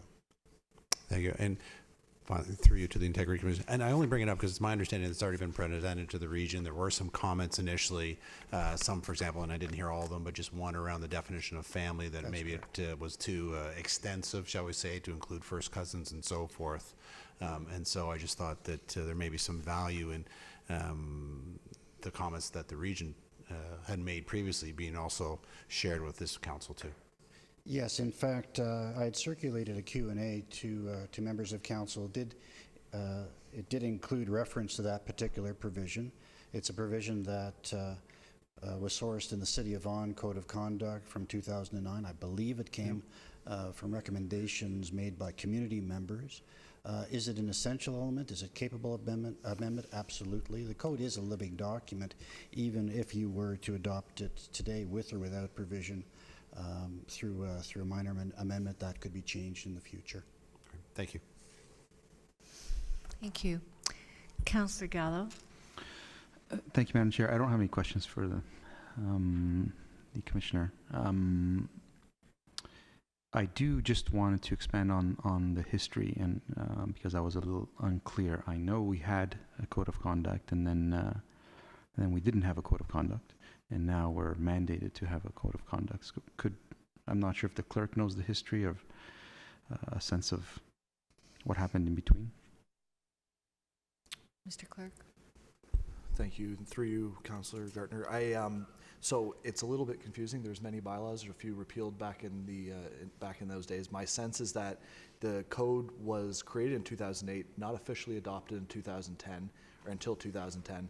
Lasted through 2010 to 2013, and then was replaced by the Code of Ethics in 2013. However, there was a Code of Ethics previous to that too, which ran concurrent, maybe might be the word, for between the Code of Conduct and the Code of Ethics. I believe that's on my best understanding of what it was. I'm not sure if you could provide me more insight than that, but that's how I understood it. That suffice. I mean, slightly tongue-in-cheek, only because I was part of that initial council, and I'm going to deem it to be a trendsetter. Let's put it that way, and we'll leave it at that. Thank you, Councillor Gallo. I'm pretty sure the Code of Conduct was in place in 2008, 9, and 8 and 9 as well, but it was a very confusing time. Thank you, Councillor Mayor Maracas. Thank you, Madam Chair, through to the Integrity Commissioner. If we adopt this tonight, this evening, and the region does make some minor changes, are we able to afterwards make some amendments to mirror what the region has done? You can amend the code of conduct. Okay, thank you. And I'll just make a couple. There were some comments and concerns that were brought up during regional council, but I believe the Integrity Commissioner has answered them pretty much all the comments through email. We're still waiting, I think, for some to possibly come through. There might be some more, and when we get to regional council, we'll be having a more fulsome discussion on whether we approve this or whether we look at making some minor changes. But I do believe that we should have two code of conducts, one at the region and here, that mirror each other, and they shouldn't be different. So I think, from my perspective, being the regional representative, it makes it difficult from my perspective to basically work with two different code of conducts. And I think it should be the same standard right across the board. And so I hope that we adopt this one tonight. And if we do need to make some minor amendments as we move forward, we can do that, as we just heard. So, thank you very much. Councillor Kim? Thank you, Madam Chair. Mr. Integrity Commissioner, most municipalities have municipal employee harassment policies.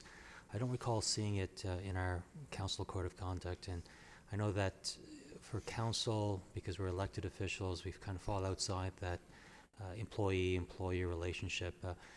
Is there something in here that addresses harassment towards municipal staff?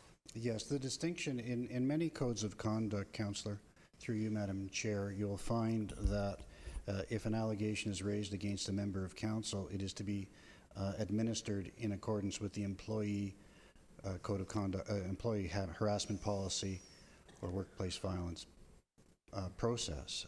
And it's been our experience that is problematic. It's problematic for a number of reasons, one of which is the one you just stated. You are not an employee of the municipality. We don't have the remedy of separating you from the workplace easily, of punishing you, of disciplining you, of terminating you. That's not a possibility. The remedies here are within the Municipal Act and are embodied in this code of conduct. The other issue is with respect to referring off a harassment complaint to the usual employee-related process, is that often these complaints are associated with other allegations, and that bifurcates the process. We end up with having one investigator processing a part of the complaint and ourselves as the Integrity Commissioner dealing with it. We are trained investigators. In fact, my partner, Janice Atwood-Petkovsky, is certified in the area of harassment investigations. And so it is our recommendation that municipal councils, when they adopt a code of conduct, assign to the Integrity Commissioner the responsibility of that function as well. Great, thank you. And my second question is, a lot of corporations have a whistleblowing process in place, and I'm not aware whether our town, Corporation of Aurora, has one. Do we have one, and do we have one for even council code of conduct, or if employees want to complain about council or vice versa? Is there a whistleblowing process or a line, or are you the point of contact for something like that? Well, I don't know if you have a whistleblowing policy. To the extent a member of staff, an employee, wishes to initiate an inquiry under this code of conduct, they can do so, and they would do it with us. The distinction, I think, between the common understanding of a whistleblowing system within a municipality is that it's anonymous. An inquiry made under this code of conduct cannot be anonymous. It may be confidential to the world with the exception of the responding member of council, but certainly the complaining person would be known to us. All right, thank you.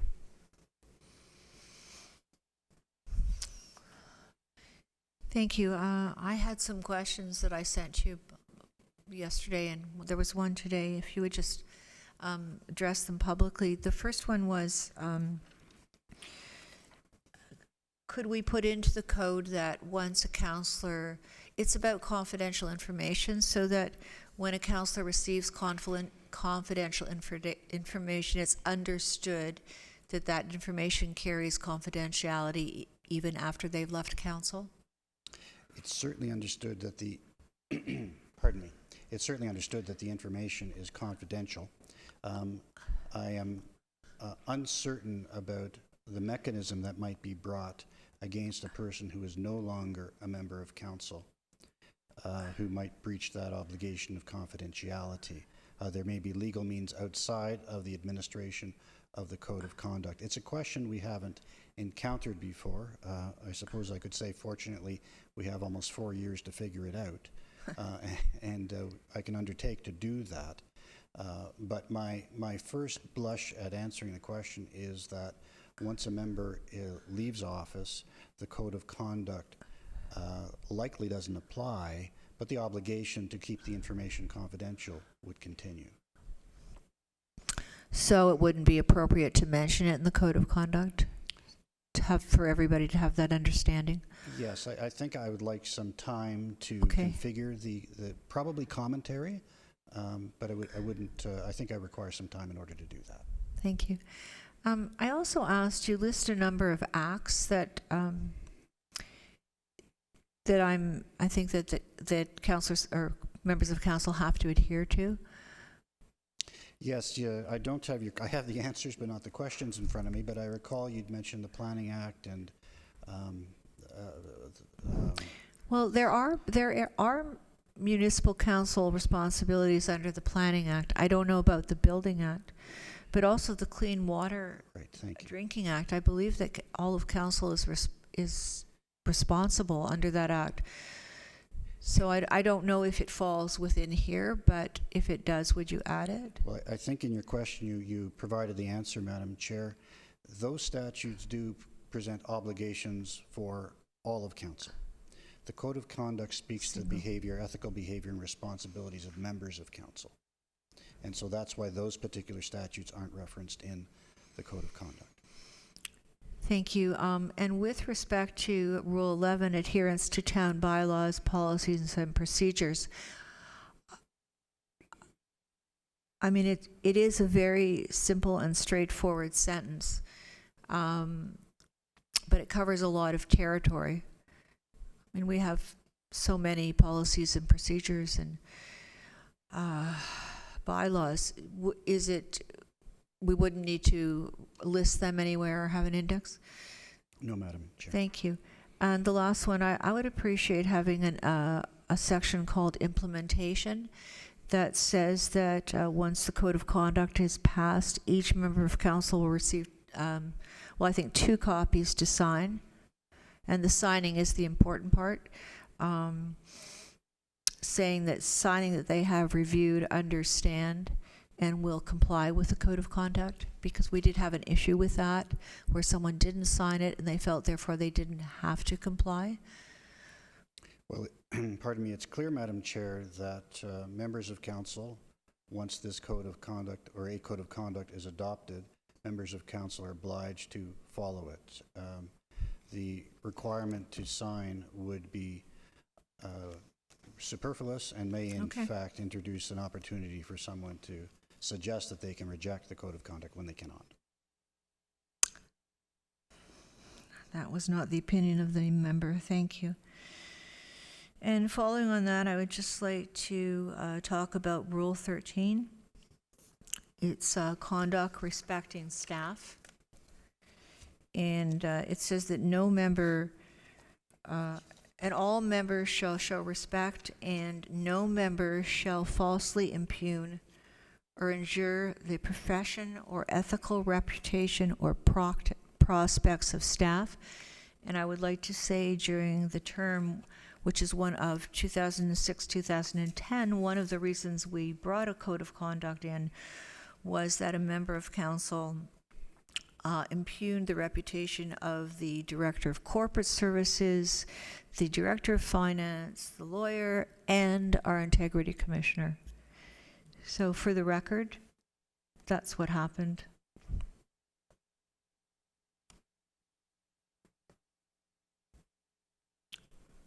I'm done. All in favor? Opposed? That carries. Thank you so much for coming. On to number 3, and, oh, pardon? Oops, break. Sorry, Ms. Roth, you'll have to sit through a break. We take a 10-minute break? Is it?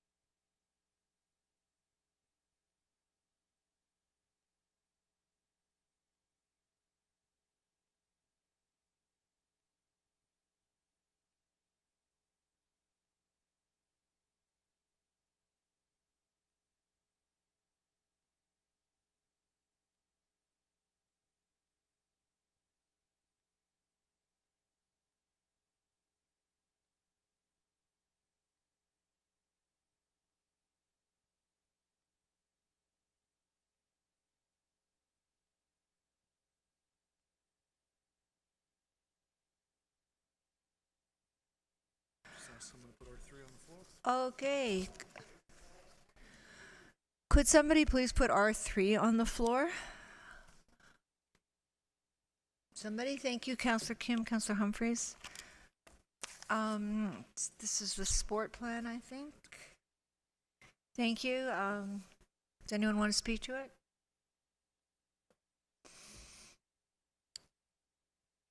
Thank you very much. It was a good report. Thank you for coming. You can go. I'm sorry we didn't have more questions for you. Oh, you're both here. Oh, thank you both for coming. The sport plan? Really? Nobody has any questions? Okay. No, that's good if we don't, but we have two staff that sat through. Okay.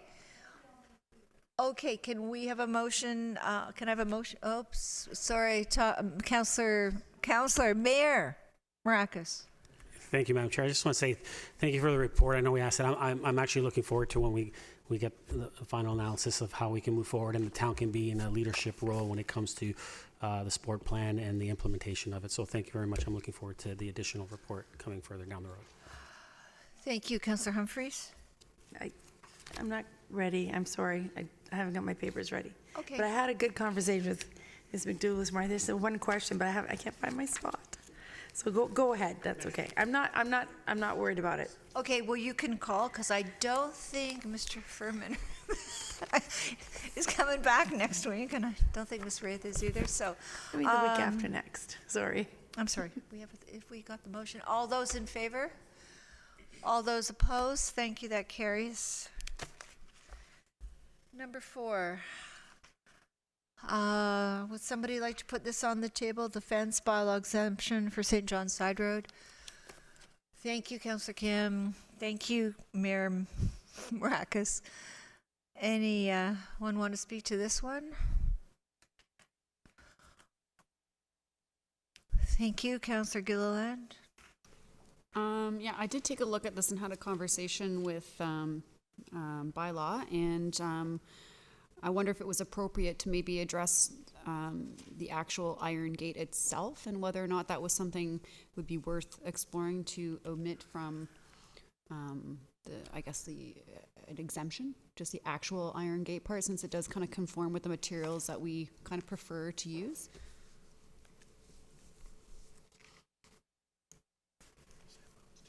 Oh, Tasha. Thanks, Tasha.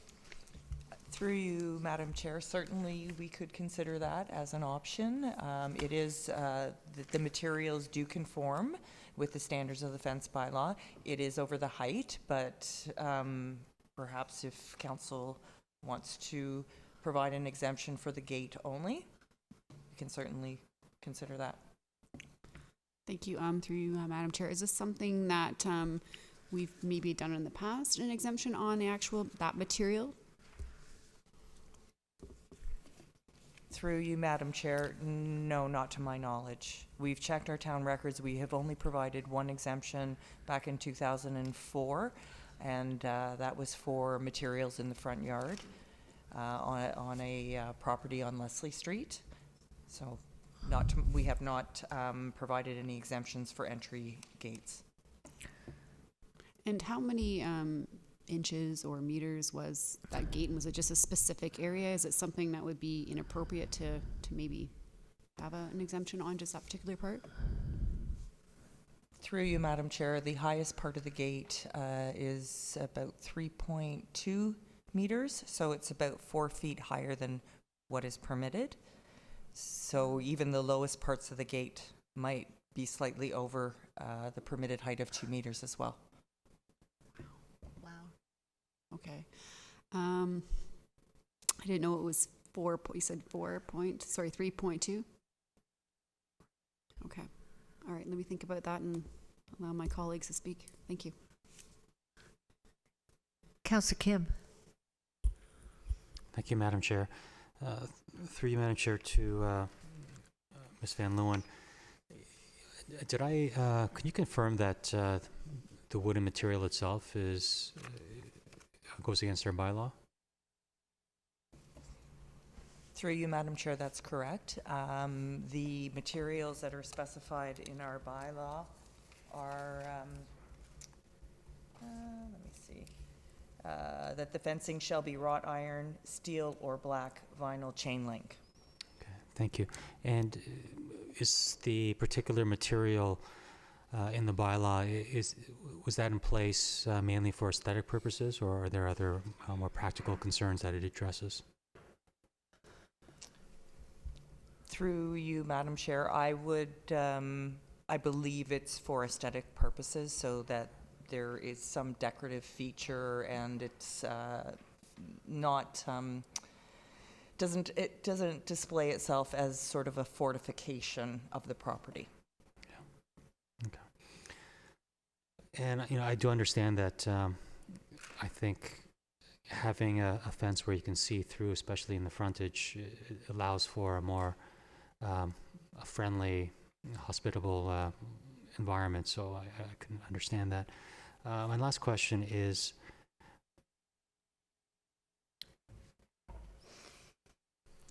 what was my last question?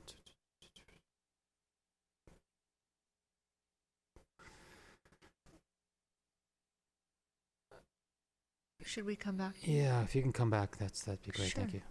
you. Mayor Marakis. Thank you, Madam Chair. I'm going to vote in favor of denying the exemption. This is one of those things that kind of irk myself, and I believe irk quite a few of the councillors, is the fact that, you go ahead and you do something and then you ask for forgiveness afterwards and hope that we're lenient and say, yeah, you know what, we'll allow it. You have it there. You built it. We don't want to punish you anymore, so we'll exempt you from the bylaw. And that's not right. I think it does set a precedent. I'm reading through the report and I see that staff have that the town has no record of the contractor contacting the town to determine the standards of compliance with fencing.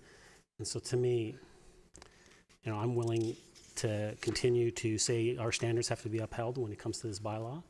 And it's unfortunate that you built it, but it doesn't meet that bylaw, and therefore you're going to have to rectify the issue here. And so I'll agree with staff, and I'll be in favor of denying the exemption.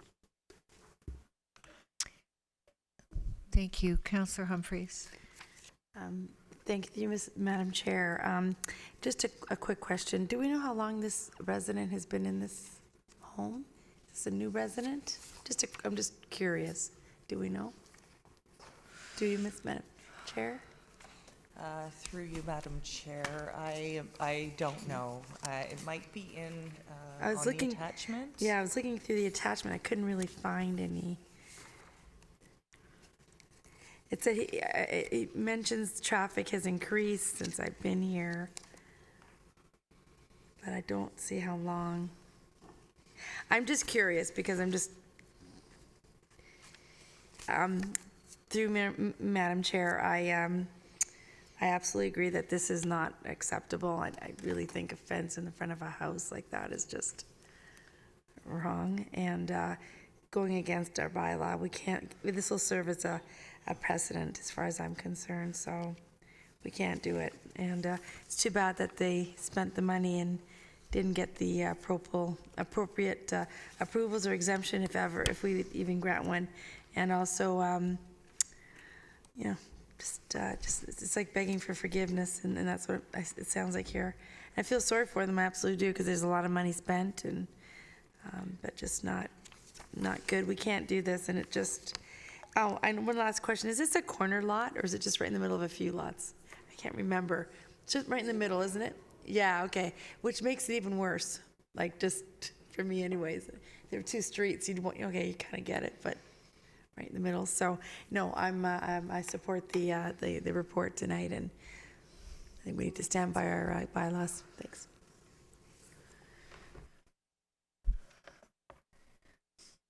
Thank you, and I also agree with that. And the contract says we'll contact all necessary authorities. So it's unfortunate, but it really isn't our problem. I think I agree with I don't know what Councillor Gilliland is thinking, but I'm okay with leaving the gate up.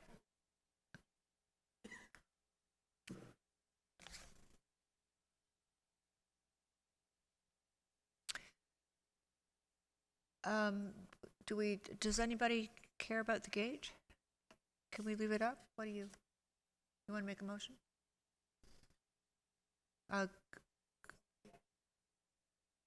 Okay, Councillor Gilliland is speaking first. Oh, I was just gonna ask if maybe we wanted to exempt the gate then.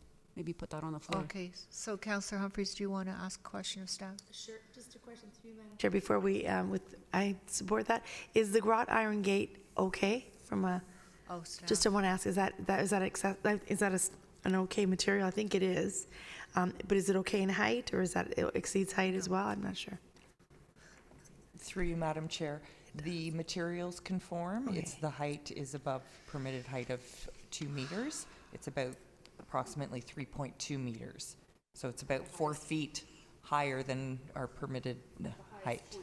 Yeah. At the arch like this. Yeah. Yes. Yeah, I'm okay with that. I think that wrought iron looks nice, and I don't think it'll offend many, but I just think the other has to change. Thank you. Councillor Gallo? Just through you to Ms. Van Leeuwen, in terms of specifically the gate, have you come across any other situations like this where the gate part, because it looks pretty, I could probably point to quite a few homes that have this, but have we ever allowed this to happen prior to this? Through you, Madam Chair, no, we have not. We have not come across a situation where the gate has exceeded the maximum height. Yeah, we have not. And so we've identified this. It's complaint based. Someone must have brought it to our attention, and Through you, Madam Chair, that's correct. It was through a complaint. thank you. So then what happens if we leave the gate and then somebody complains about the gate?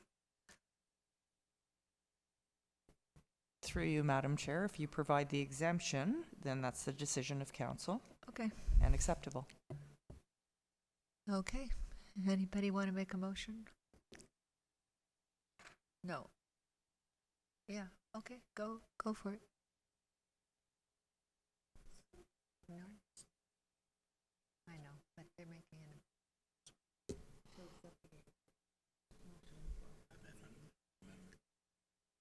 So the amendment on the floor is to allow an exemption for the gate, Only, but not the fence. correct. Okay. Seconded by Councillor Humphreys. All those in favor? Oh, sorry. Oh, we have to talk about the amendment. Anybody want to speak about the amendment? Okay. All those in, Councillor Mayor Maracas? Thank you, Madam Chair. Yeah, I won't be in favor of the amendment to allow the exemption for this. I do believe that they need to comply. As you know, I think we all feel terrible for the situation, but realistically, they should go after the contractor that did the work and get them to pay for this, to pay for the changes. It shouldn't be up to us to exempt this and set a precedent. And so I'm against the amendment. Okay. Then all those in favor of the amendment? All those opposed? Oh, it fails. Back to the main motion. The main motion is the recommendation. Councillor Humphreys? Are you? No, No, I it was don't from know. before. We don't have a motion on the table for this. We do?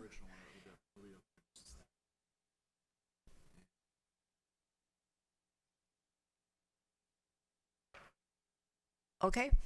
All those in favor? Opposed? That carries. Thank you. Item number 6, Mr. Gartner's motion, report. Are there any questions? Could I have somebody put this on the floor, please? Thank you, Councillor Kim. Does anyone else want to put this on the floor? Okay. Thank you, Councillor Humphries.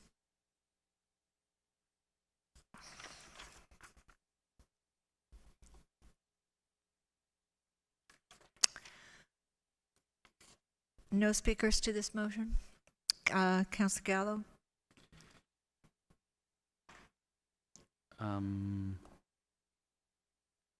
One second. No, I'm good. I'm good.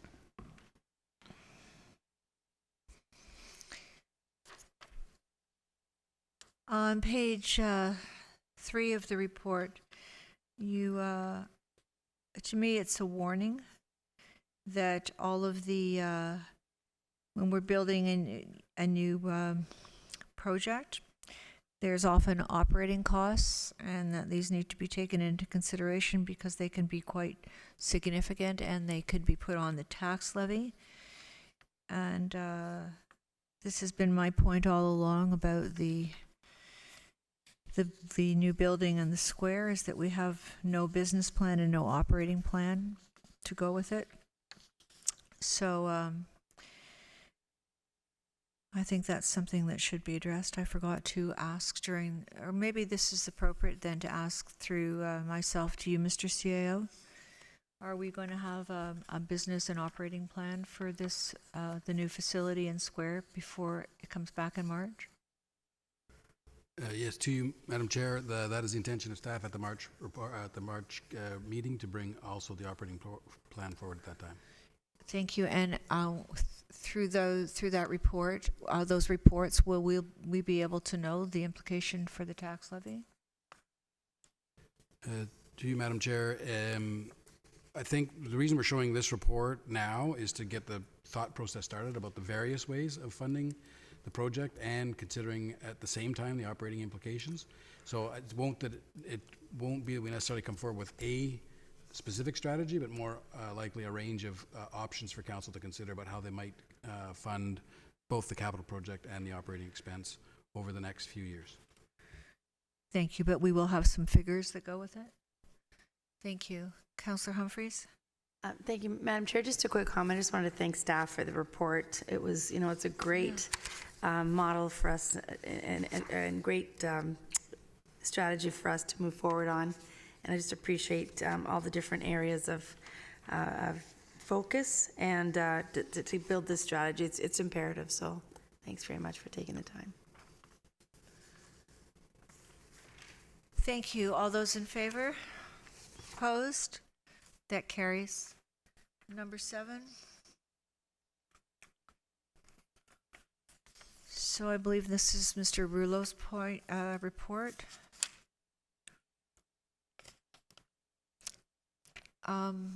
Would somebody put this on the floor, please?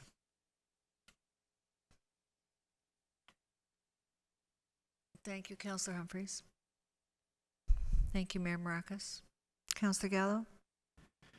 Thank you, Madam Chair. Just a quick question on under the analysis on page 2 of 5 of the report, the last sentence. This new process will reduce the time required to process a new site plan application by an average of 4 to 6 weeks. And I'm just curious to see what the current time frame is to process a site plan application. Thank you. Who do I ask? It's Mr. Cook. Through you, Madam Chair. The last sentence indicates the new process of will reduce the time from 4 to 6 weeks, refers to the fact that it doesn't need to go through the GC council cycle, because the request here is to allow these site plans to go through as a delegated approval authority. The elimination of the general committee and council meetings will reduce it to approximately 4 to 6 weeks. So what is the current timeline? So what an time are we going to average? save? Mr. Cook, do you know that? Well, the report says that we will save approximately 4 to 6 weeks, but if you're asking what's the current process, the time, it's really tough to say. I mean, in terms of the overall, depend on the complexity of the applications. From complete applications to council approval can sometimes take between 6 months before something can get approved, depending on the level of details the applicant provides us. But this authority through you, Madam Chair, is it specific to kind of minor applications? Any larger applications would still come to council? No. Yes? Through you, Madam Chair, that is correct. There are other criteria as outlined in the report that talks about properties has to be with the business park zone that do not abut an arterial road and do not abut Highway 404 as well. Okay, thank you. So for clarification, Mr. Cook, that whole business park that's north of State Farm or Desjardins now, so that would have to come to council? In response to you on that, you're asking, I guess, the new business park development, I think is referred to Addison Hall. I think it borders on 404. Yeah, so if the site plan faces 404, it will be reviewed by council. So only the lot that basically adjoins the 404. That's correct. There's the ones along 404 as well as I believe it's on in front of Leslie because that's also considered as abutting an arterial road. Thank you. So the interior ones we won't consider so important. That's correct. Yeah. Okay. Thank you. Councillor Gallo? And I'm trying to understand the impetus to this. Have we had many applicants that have complained that the process is taking, so long, that it affected their development, or I'm trying to understand the rationale behind doing this.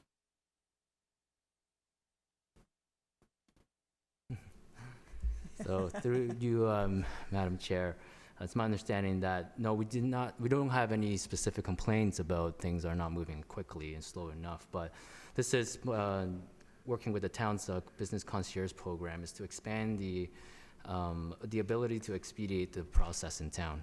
So it's not coming out of a complaint basis, but more of an initiative to see as an innovation for this town to be more marketable.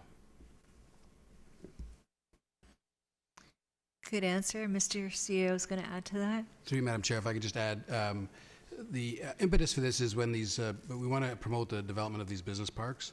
And quite often, from the process of getting the basic layout of a business park established and approved by council, then individual tenants will bring other things to the site. And as the developers are out getting new tenants and people to actually buy these spaces, some of them are condominiumized, some of them are standalone.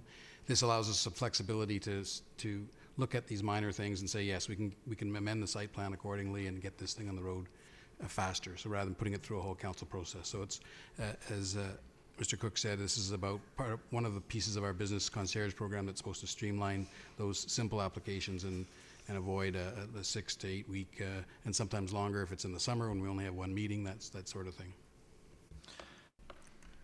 So this is to actually go through the site plan process, not necessarily any amendments, but and my only concern is if there is a large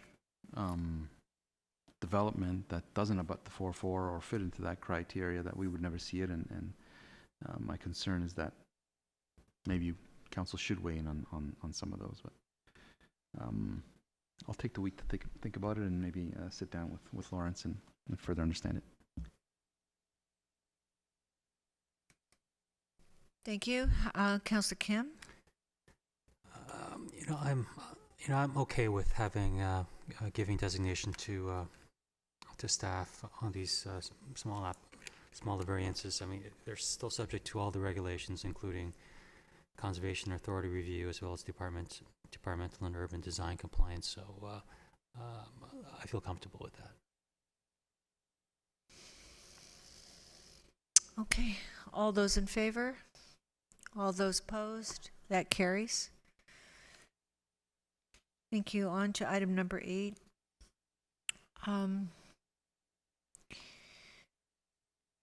Thank you, Councillor Humphreys. Oh, we have to put it on the floor. You're putting it on the floor. Thank you. I know nobody seems to want a second. Thank you, Councillor Gilliland.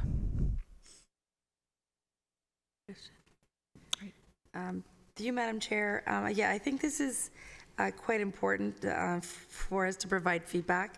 In fact, I'm a little concerned that we're not giving much time. In particular, the greenfield density targets have been simplified to 60 residents and jobs per hectare, I think from 80. And a bunch of other things that I'm a bit worried about. It sounds like we're going backwards. But anyway, we're supposed to provide input by February 28th, and we're asking for April 14th. If we don't get this allowance, do we have a backup plan to perhaps get together and do this, or have staff make this a priority? I don't want to miss the window. I know it's not a lot of time, but rather be able to speak, to have some input than none. So if we don't get an extension, you're asking? Right. Mr. Like what CAO. happens? See, Madam Chair, the intent is that, assuming we're not allowed an extension, then this report would stand as our input. Okay. And at the same time, though, we're asking for more time to do a more detailed review. But if they don't give us the extension, there's probably a little more we can do in the time period other than what's on this report right now. Okay. Well, staff did a great job with the little time they had. I'm pretty impressed. It tries to provide somewhat of an impact, even though not enough time to really analyze it, just getting sort of a feel for it. So, oh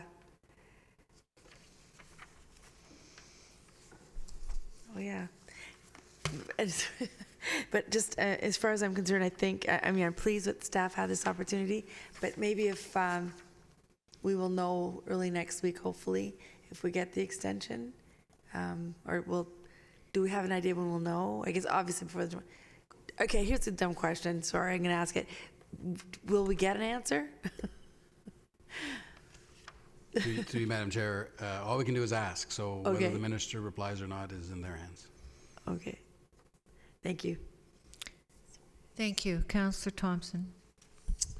Thank you. Just to follow up on a point that Councillor Humphreys raised with regards to the change of the density targets, I had a chance to follow up with Mr. Arello about it, and he also mentioned that due to a change in methodologies, there won't be a huge difference between the two, even though on paper it looks like you're stepping down from 80 to 60. And so I certainly encourage anybody to reach out to Mr. Rouleau or Mr. Logan, have a little more in-depth conversation, because there's lots of moving parts in this, and certainly support the recommendation to give staff more time to digest and provide comment.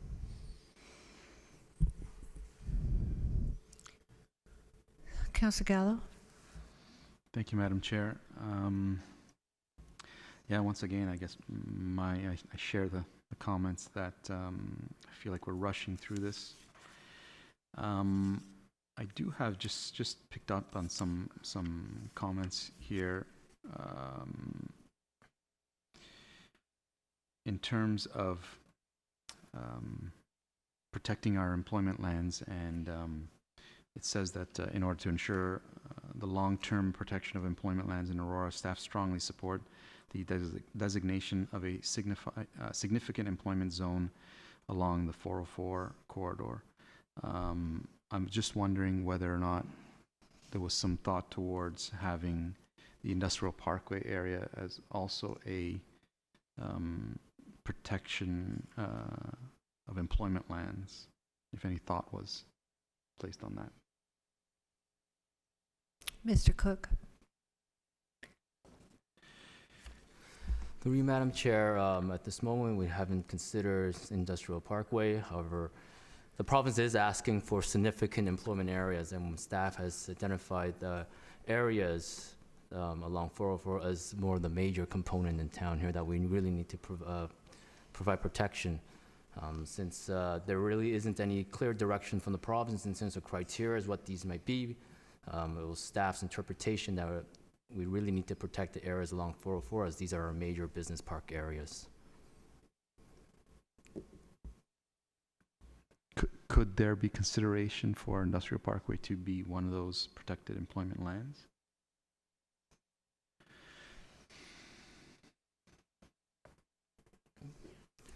Through you, Madam Chair, yes, certainly we can add that into our comments back to the province. Yeah, and the only reason I say it is because, from day one that I sat, at this council, it was always nailed into us that employment lands are sacrosanct, and if you change them, you better have a damn good reason to change it, because you just can't get it back once they're gone, and we really need to hold on every little bit that we have. I won't go into any detail in terms of some past decisions that I still believe we're in error. However, we need to support the decisions of council. So I'll leave it at that. Mayor Maracas? Thank you, Madam Chair. I do believe that at the region, there was also some conversation that the region would also like to see an extension to provide some comments. I'm not sure about other municipalities. Does anyone, Mr. CEO, do you know if any other? I'm hoping that more other municipalities are kind of jumping on board and maybe sending a message to the province saying that, we need a little bit more time on this. I did want to speak about one aspect of it when it talks about identifying strategic growth areas as preferred locations for intensification, and that municipalities are directed to identify the appropriate type and scale of development in strategic growth areas, and that we can identify those areas. And I think that's a good thing because the growth plan basically takes precedence over the provincial policy statement. And so therefore, if we identify these areas, we'll stop getting these applications that are coming in and asking for intensification within areas of our municipality that we don't want to see that intensification occur.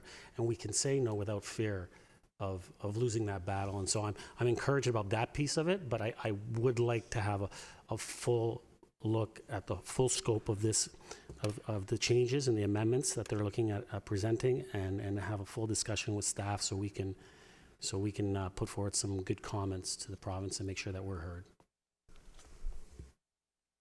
Thank you. Councillor Gallo. Just quickly, just to add to that, and I completely agree, and I was so happy to see that in here, because I couldn't agree more that intensification should happen within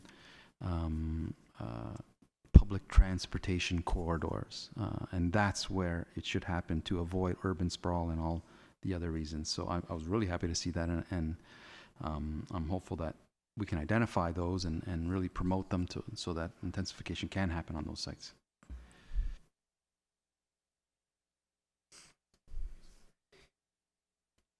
Thank you. I also had a conversation with Mr. Cook.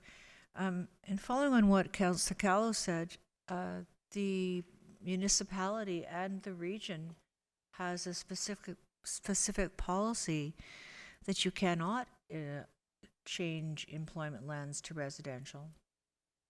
And, outside of a review. So this is, as Councillor Gallo said, employment land is sacrosanct because we need the jobs, we need the dollars for our taxes. And so I think that's a really big one. And the other one that's really important to me is there's a change of language in this initiative. Some things are interesting. Low density urban sprawl is now unmanaged growth. A clean and healthy environment is now a cleaner environment. I don't know why the healthy was taken out, but the one that really means a lot to me is social equality has been replaced with an approach that puts people first, and that worries me. So is it possible through myself to you, Mr. CEO, that for next week, that perhaps this is a commentary, but it doesn't really say what we believe or what we want to enforce? Could we make it a little stronger so that if we don't get that extra time, we're sending a strong message to the province that there are things here that we do not want them to tamper with. Perhaps Mr. Cook can do some work on it for our council meeting. Through you, Madam Chair, we can certainly look through the report and make some more stronger statements. Planning staff had an opportunity to meet with other leaders around the municipalities in a commissioner directors meeting last Friday, and it is our understanding that our comments are made in this report dovetails with most of them, with all the municipalities nearby in York Region. So we can certainly provide some more of a conclusion statement to each of those points being raised, and bring that forward to the next council meeting. The way I'm reading this report, it's more of an informational report. It's an analysis of what the changes are going to be. It isn't saying that we're objecting to them, that we're not in favor of them. So if we are going to send something to the province and we may not have another opportunity, could we make a stronger statement about this? So to you, Madam Chair, I can't anticipate that we'll be able to have enough time to make any more detailed analysis, but we can certainly bolster some of the statements in this report to reflect a stronger statement from the town. Thank you. I think that would be sufficient. Any more questions? All those in favor? Opposed? That carries. Number 9.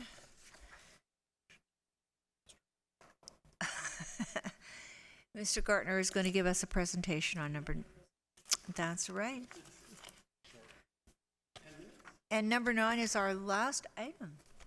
Thank you, Mr. Gartner.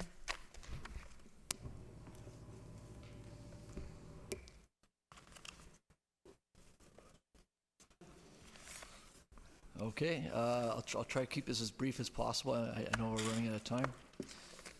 But I'm here today to introduce to you our 2019 tax levy operating budget and our water budgets.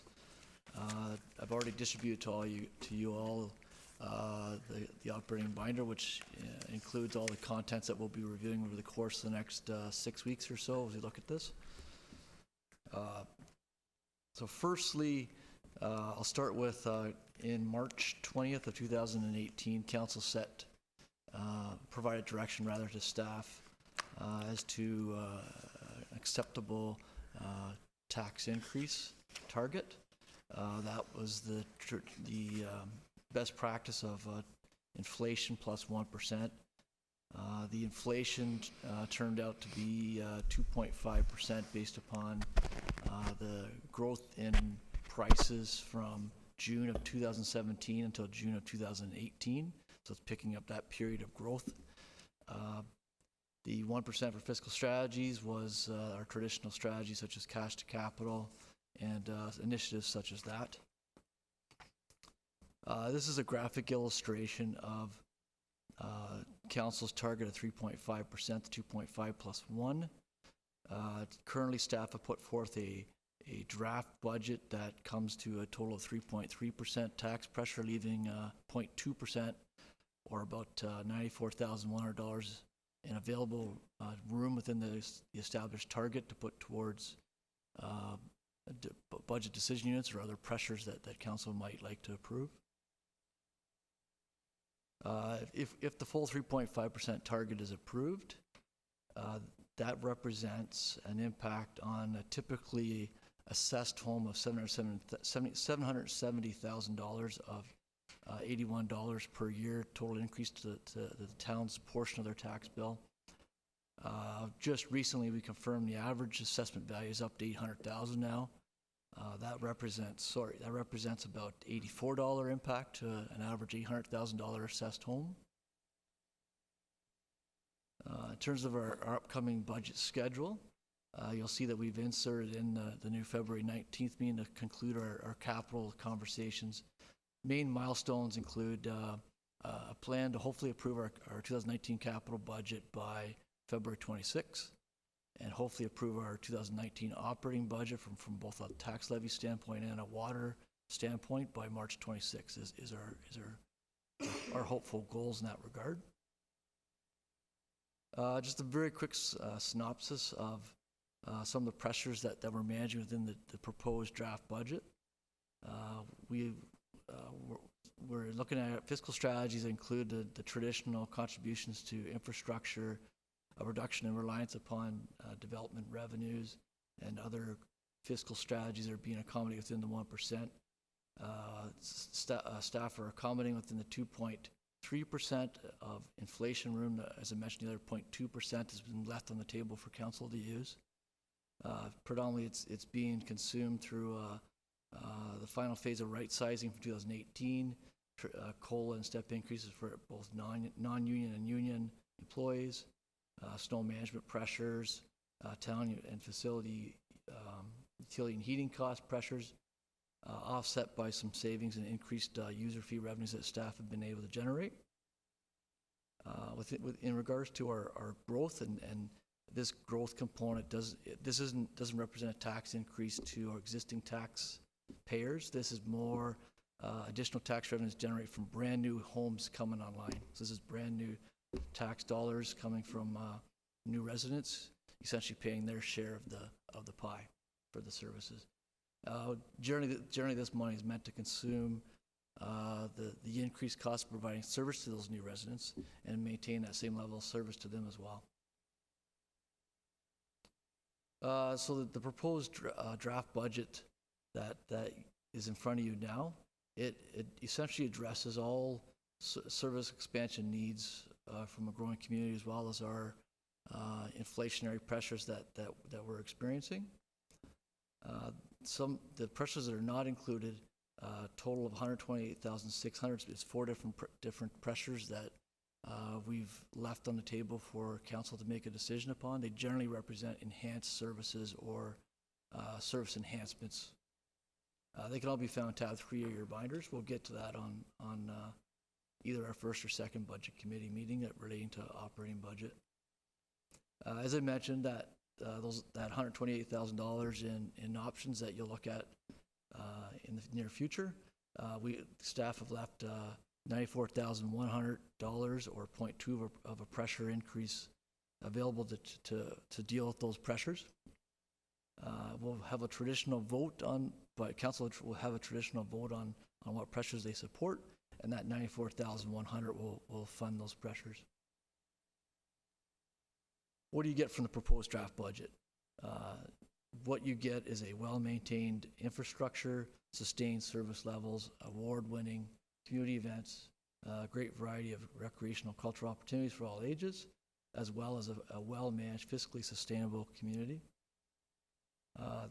The other big budget that you'll be looking at as part of the budget process is our water, wastewater, and stormwater budget.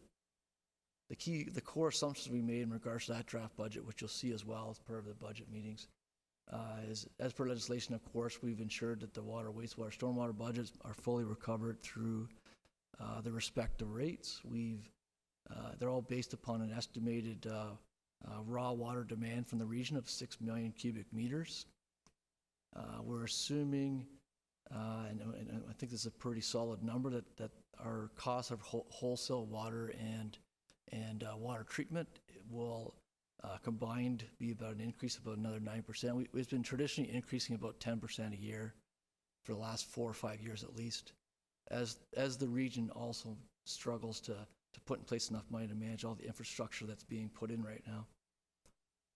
And finally, we're assuming a non-revenue water loss of about 13.5%, which is based on our historical trends.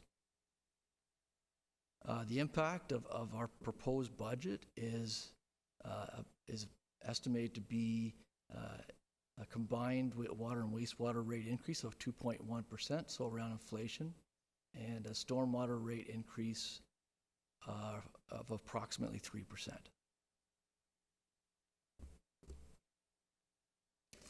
Questions?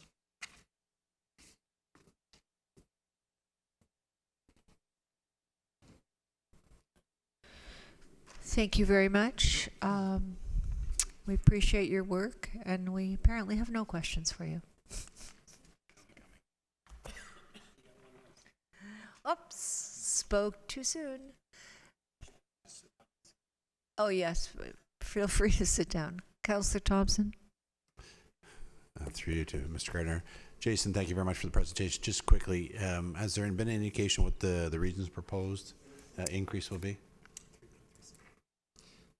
Their tax increase? I could ask the regional representative here, but I thought maybe you'd know. I just heard the So much increase. fun to be mayor. 3.37. That includes a 1% infrastructure. No, that 1% will be on top of that. Okay. 3.37 plus 1%. Which is significantly higher than in past for the region, if they implement that 1% infrastructure levy. Yeah.